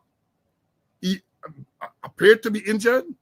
Hospital, take him to get medical attention immediately. But they're telling they're going to complete some processing. I don't know what processing they got to complete. I don't know what is that. They got to complete the formalities. What formalities are there to be completed if an injured man turns up? Let me say a wanted injured man turns up at the hospital. What formalities? Apart from identifying that he is this person. Take him to get medical attention. That is the correct procedure. And then Ozzy Rogers, they said turn up. Y'all remember Ozzy Rogers from Germany? Remember him? PPP activist. He used to work at the consulate in New York. I don't know if he still works there. But there was an incident with him at West Coast Bob. He said, remember these things good, you go into the restaurant and he assaulted an attendant with a firearm. He used his gun to assault a woman there, some altercation they had. And then he bust out. He beat out this. For the time, I think the thing occurred there. And by the night or so, he jumped on a plane and he ran to the United States. He beat out. And we commented on this program because the action by the police was poor. They never, imagine this man, Ozzy Rogers, the same Ozzy Rogers, from the Volkswagen company in Germany. Imagine, he assaulted this woman with a firearm. They never seized the firearm, the police at Fort Wellington. Never seized the firearm. The man was allowed to leave. Then the man jumped on a plane and the man headed to America. And nothing can happen with that matter. And they're talking about rule of law and the fair application of the law and all sort of crap that they're talking. That's what they're saying. That's same as Rogers. So when he got and he confronted the family and talked about Simona Brooms and all them, he is a perpetrator of crime against women, at least that one woman. Same Ozzy Rogers. Same Ozzy Rogers. I remember the thing, they said there was a confrontation among People's Progressive Party activist Ozzy Rogers, Bernard's relative, and something. Yes, that same person. And as I said, he back in Guyana, they didn't take no action. Maybe still has a firearm that was used to commit a crime. No action taken against him. Yeah. Yes. He is the same one that assaulted the attendant at the supermarket at Bath Settlement. Right. Same body. Same body. You resurface now. Campaign time, say you resurface. The same one. The same one. And they just tell you about rule of law and all that thing. And then he can say, right? He say you all just show up for criminals. They just show up for you as a criminal too. They let him off the hook. Because he assaulted a woman. And then what about the victim? What about the victim that you assaulted at Bath Settlement and the West Coast Bobbies with a firearm? This was never seized. And you were never charged with that. What happened to that incident? These people just come without, but we get good memory, They know that we are geriatrics here because we both over 65, but we get good memory. The good Lord has blessed us with good memory, and we're not going to forget these things. We're not going to forget. Let me bring in Mr. Conway to say, if anything more on this, and then we're going to move on. No, I remember Ozzy Rogers. I remember when he beat out, and perhaps he still got a weapon there, And then I want to know, what was he doing there? What really was he doing at that station? It's a good question to ask. Yeah, but then, I love my students. They remind me about one day too. He had a story, the same, saying he. Oh, Lord, I saying he. Other story.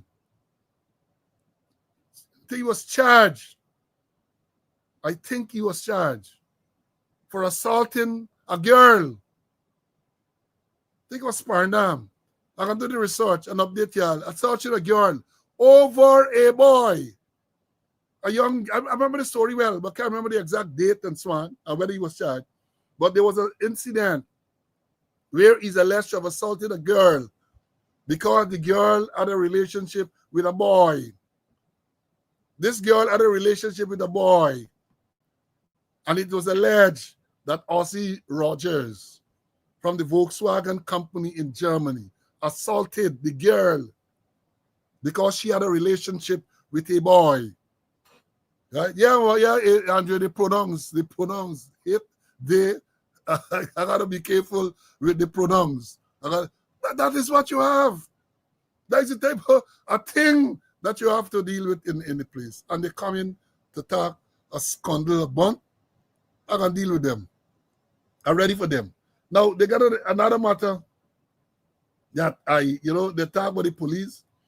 Remember, a couple of weeks ago, it was a Sunday night, 2 or 3 Sunday nights ago, a jail back nice up, gunfire outside the residence.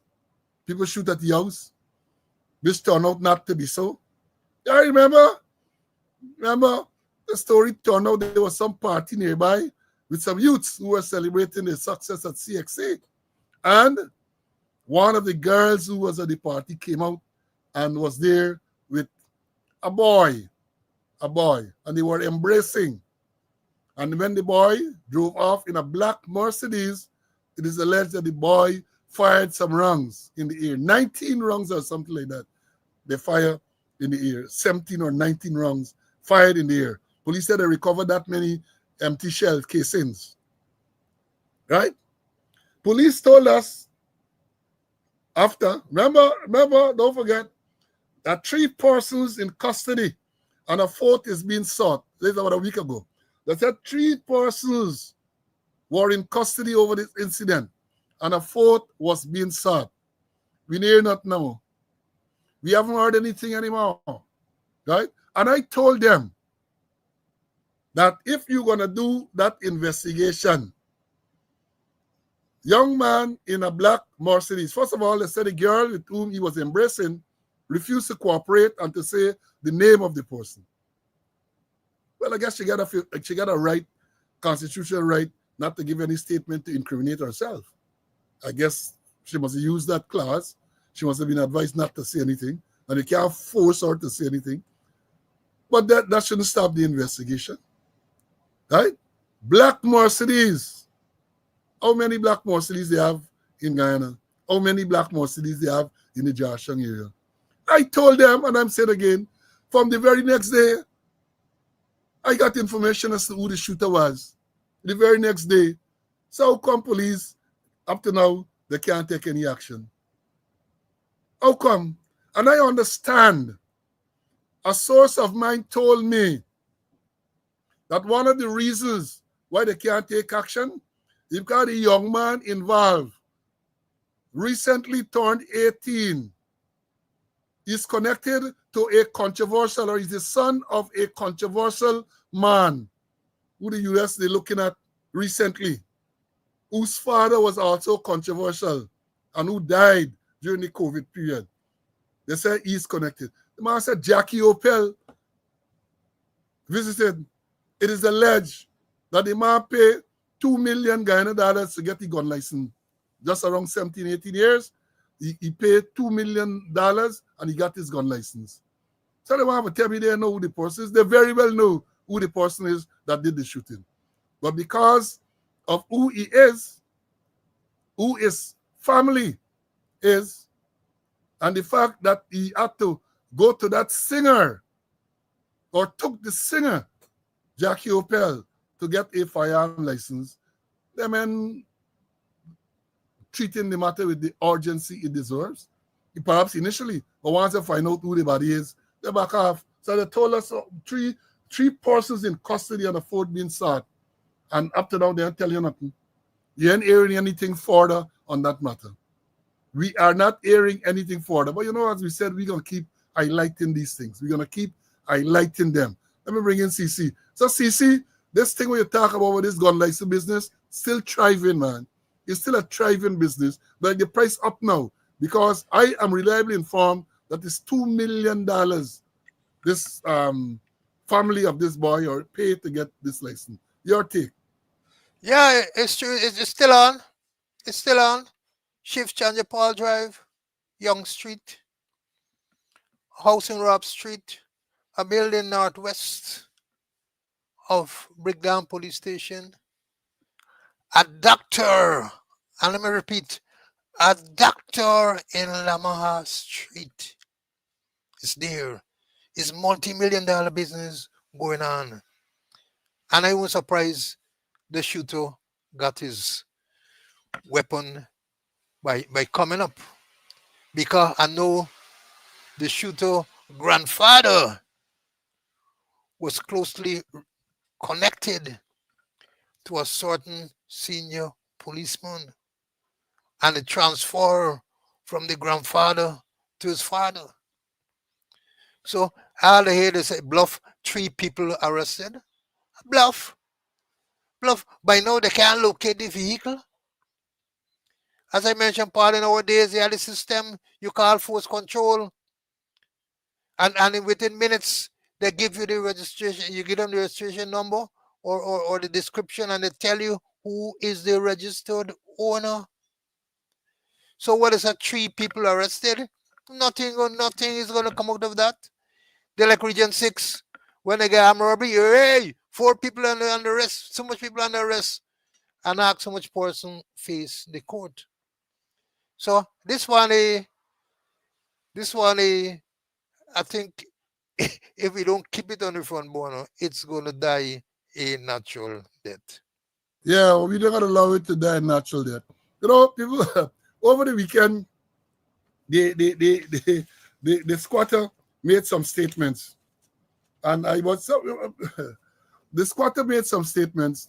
Among the things he said was that crime down in Ghana about 80-something% and all that.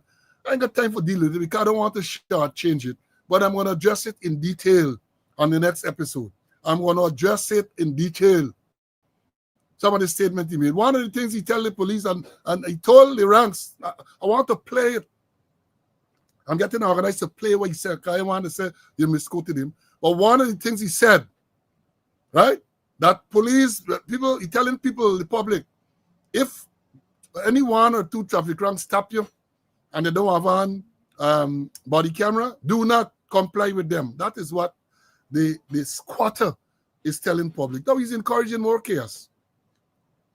He is mandated, he said, that all traffic men must wear body camera. And more than that, he goes on to say that if you are stopped by a policeman and he does not have on a body camera, there's not to say whether the body camera turn on or not. You don't have on a body camera, then he said, don't worry with them. That is encouraging chaos and confusion, given all that we have seen happening, the confrontation between policemen and others. But and then again, I have to ask the question, why limit it to traffic men? You get men patrolling in motorcycles or on motorcycles who are not traffic men, who would stop vehicles too. So everything good with them. What happened to other police ranks? They reported to the nation not so long ago that 5,000 body cameras were acquired. 5,000. And therefore, every police on duty should get a body camera. Because given that all the policemen, I don't know what is the strength of the force now, but even the strength of the force is 5,000. All of them would not be on duty at the same time. Many of them are in offices and all of those type of things. So you ought to have a body camera for every police. So why go and say only traffic? But we know the traffic men has up on the hustle, left something for the buys and all them. But all of them, not only the traffic men, not only the traffic police. Why limit that to the traffic police? But it's an adult brain you're talking about. It's an adult brain. So all kind of craziness you will hear. And there are some things, one of the things, for example, as I said, I don't want to go into it in any great detail, but I'm just whetting your appetite. Yesterday, paper said, police decentralizing delivery of motor vehicle fitness, gun license, and police clearances. Decentralizing. So the commissioner of police is suggesting that motor vehicle fitness and gun license and police clearance is centralized. That is what he said. Maybe you know the meaning of the word decentralized.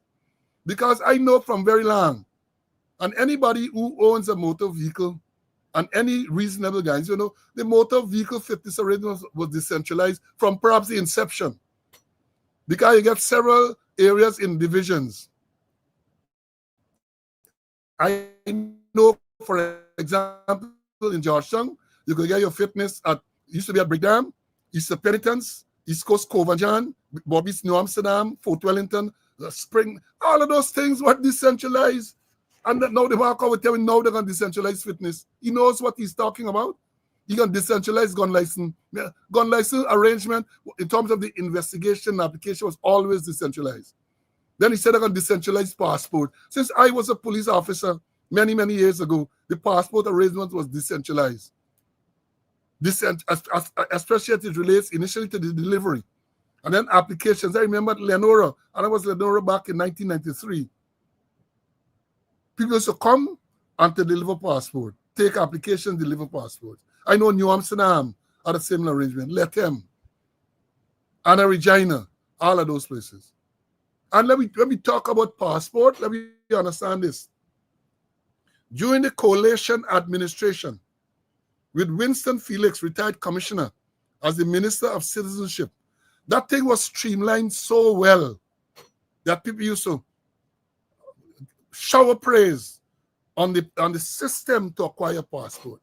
I remember a good friend of mine called me. He wasn't familiar with all the changes in the system, upgrade. And he wanted a passport urgently.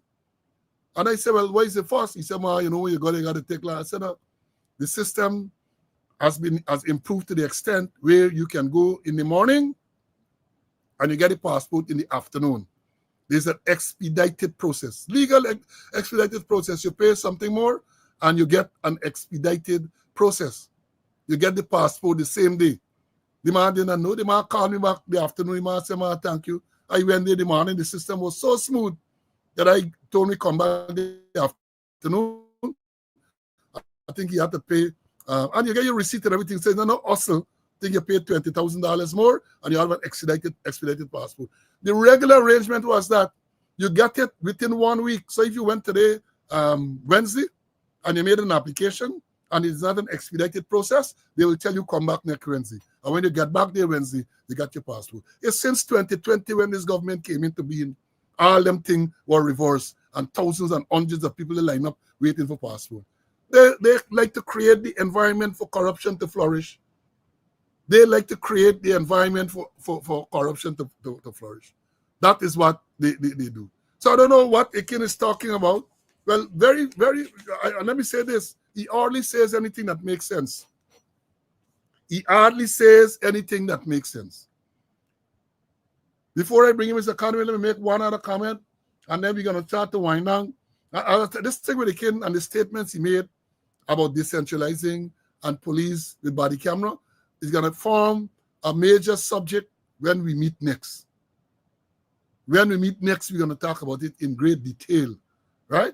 Now, they are telling them over and over, that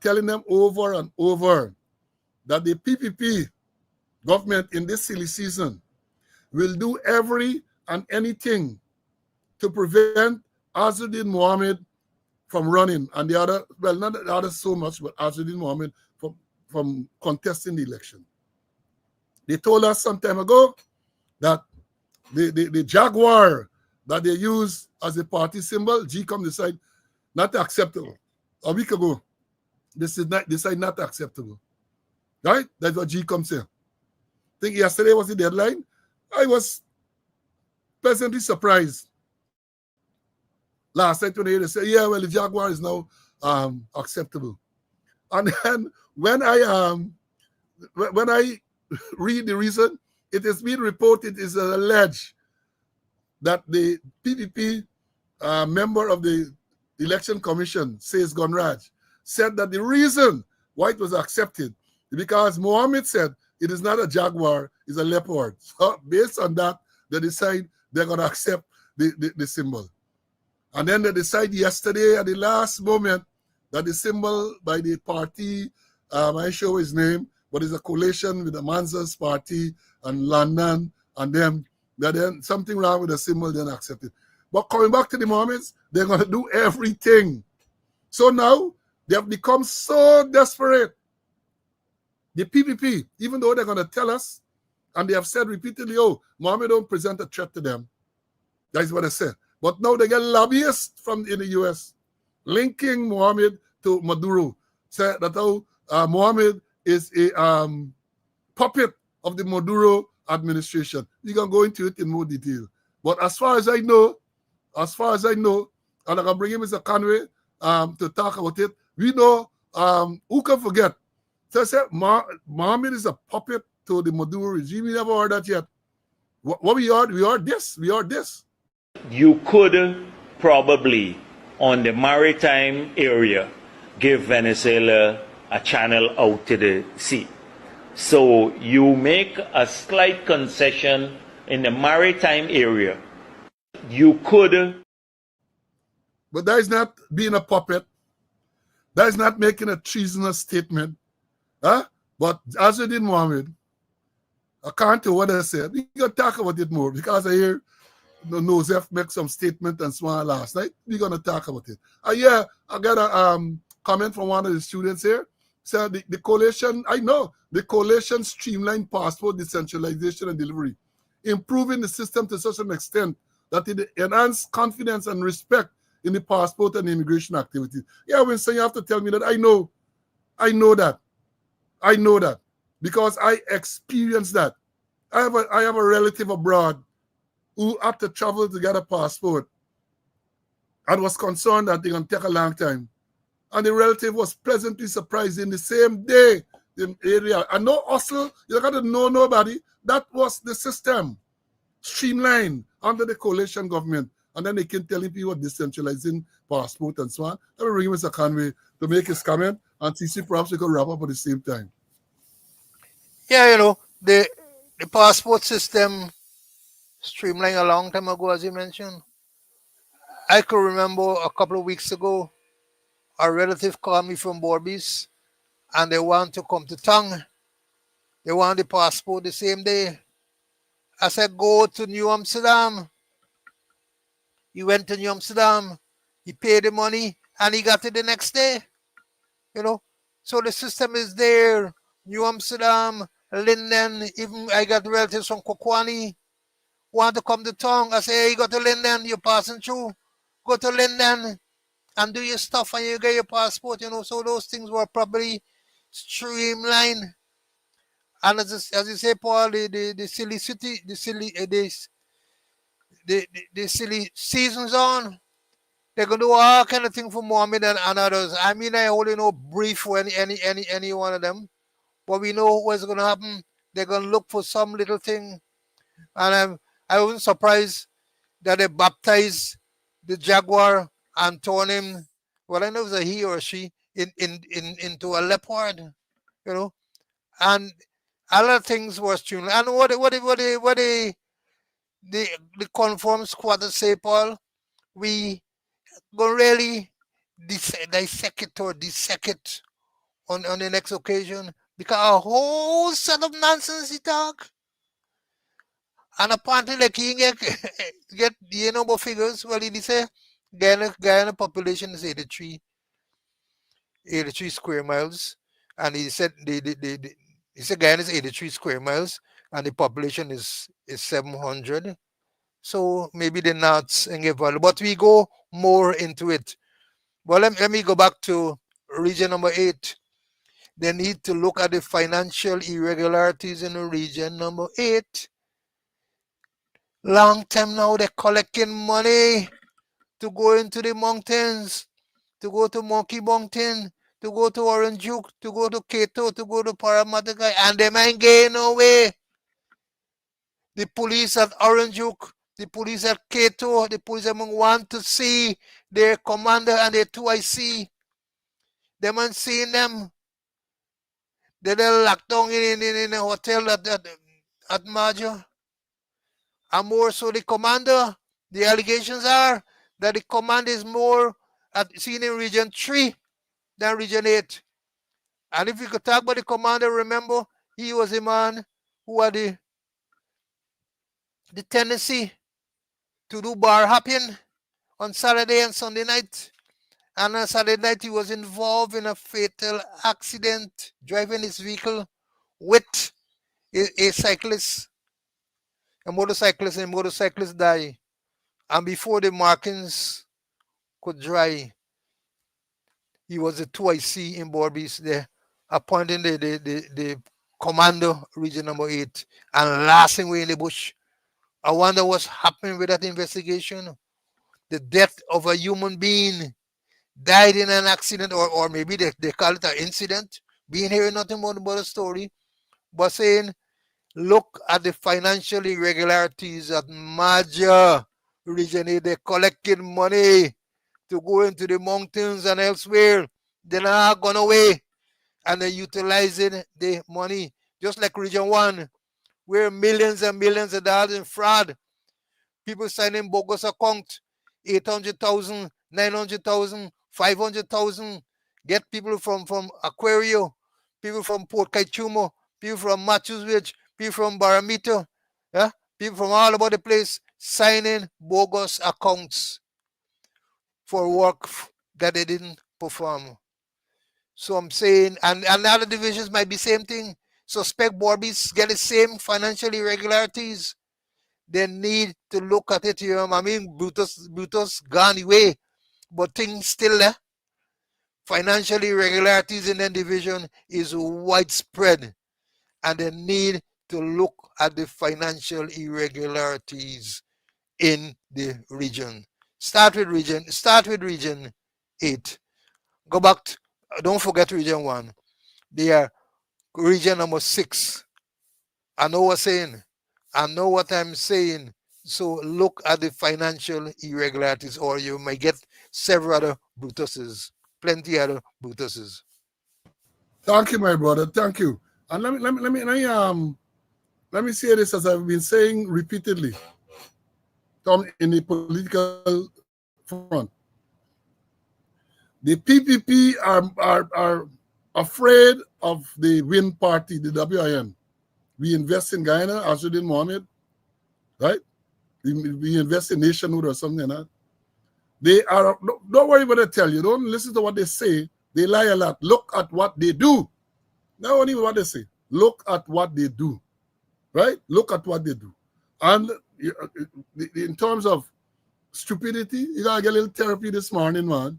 Let me give. I'm gonna play two of them, two short ones. This one. You who are out there, if they come, we gotta shoot and scoot. And shoot good and scoot. And keep shooting and scooting until help arrives. So shoot and scoot, that's training. Then this one in relation to gun crimes and the holding and having of illegal guns, we are not going to be doing any amnesty. Those who have guns and shouldn't have them should perhaps walk into the nearest police station and give them up, or put them somewhere where they could be given up. You're not supposed to have any illegal gun.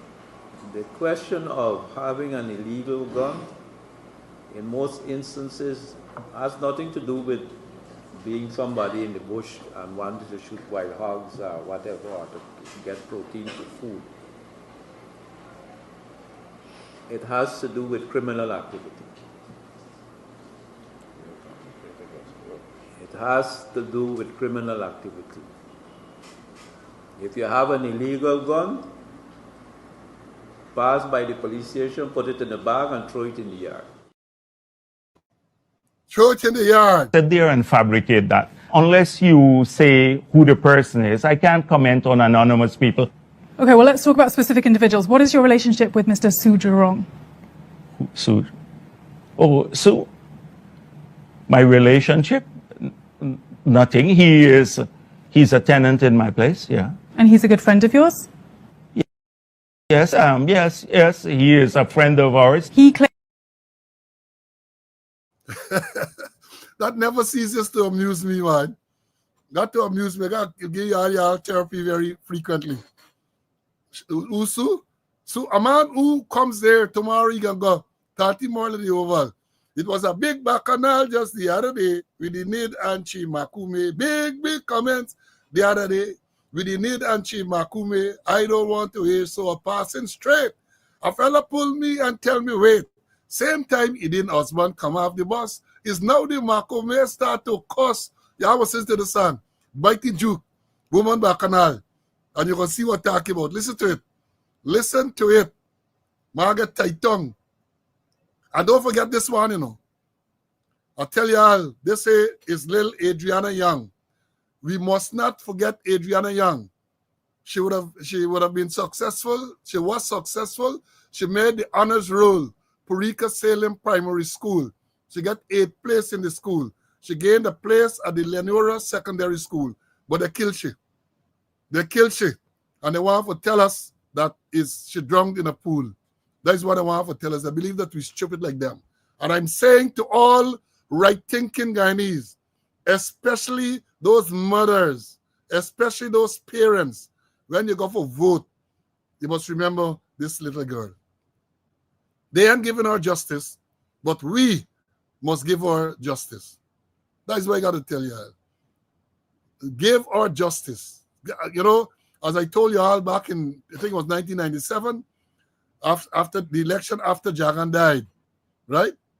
The election after Jagan died, Moses Nagamutu, who was the prime minister under the coalition, he was then a big man in the PPP. And Moses told the PPP supporters, right, give this one for Pa. That was his slogan. Give this one. Give your vote for Pa. I'm adopting that. And I'm saying at the next election, give this one for Adriana. Give this one for Adriana. That must be our slogan, and I'm going to play it every time that we meet to remind you. Because she was buried, and they decide that since she buried, the matter done, you know. You're not hearing anything more. You're not hearing anything more. But we are going to give that one for Adriana whenever the election comes. They said September 1st. Up to now, you know anything. No declaration has been made. Parliament has not been dissolved or prorogued. So we know. But I giving this one for Adriana. We are voting for vote. I'm voting for Adriana to make sure Adriana get justice, right? And I would encourage you all to do the same thing. Folks, we have had a long morning. And from the comments and from the interaction, I know, as usual, it was a very rewarding morning. I want to thank you for your attendance in class today and hope you were not disappointed.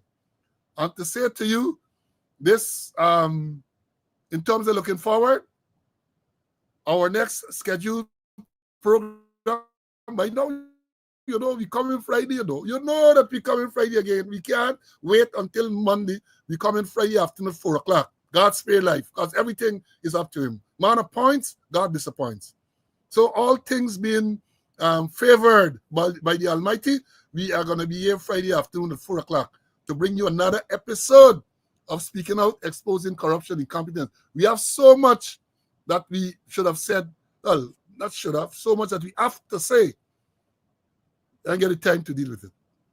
Before I leave, I want to encourage you again, those of you who are mindful of making a contribution to the upkeep of this program, you have the Zelle number, you have the Cash App number, and you have the MMG number. I want to thank all those who have been making the contributions and encourage others to do likewise. So until we meet again, it is scheduled for Friday. Until we meet, whether it's Friday or if you come before or whenever we come, again, I say everything is in the hands of the Lord. I want you to stay well. I want you to be safe. Stay well, be safe. And be good. So until then, bye.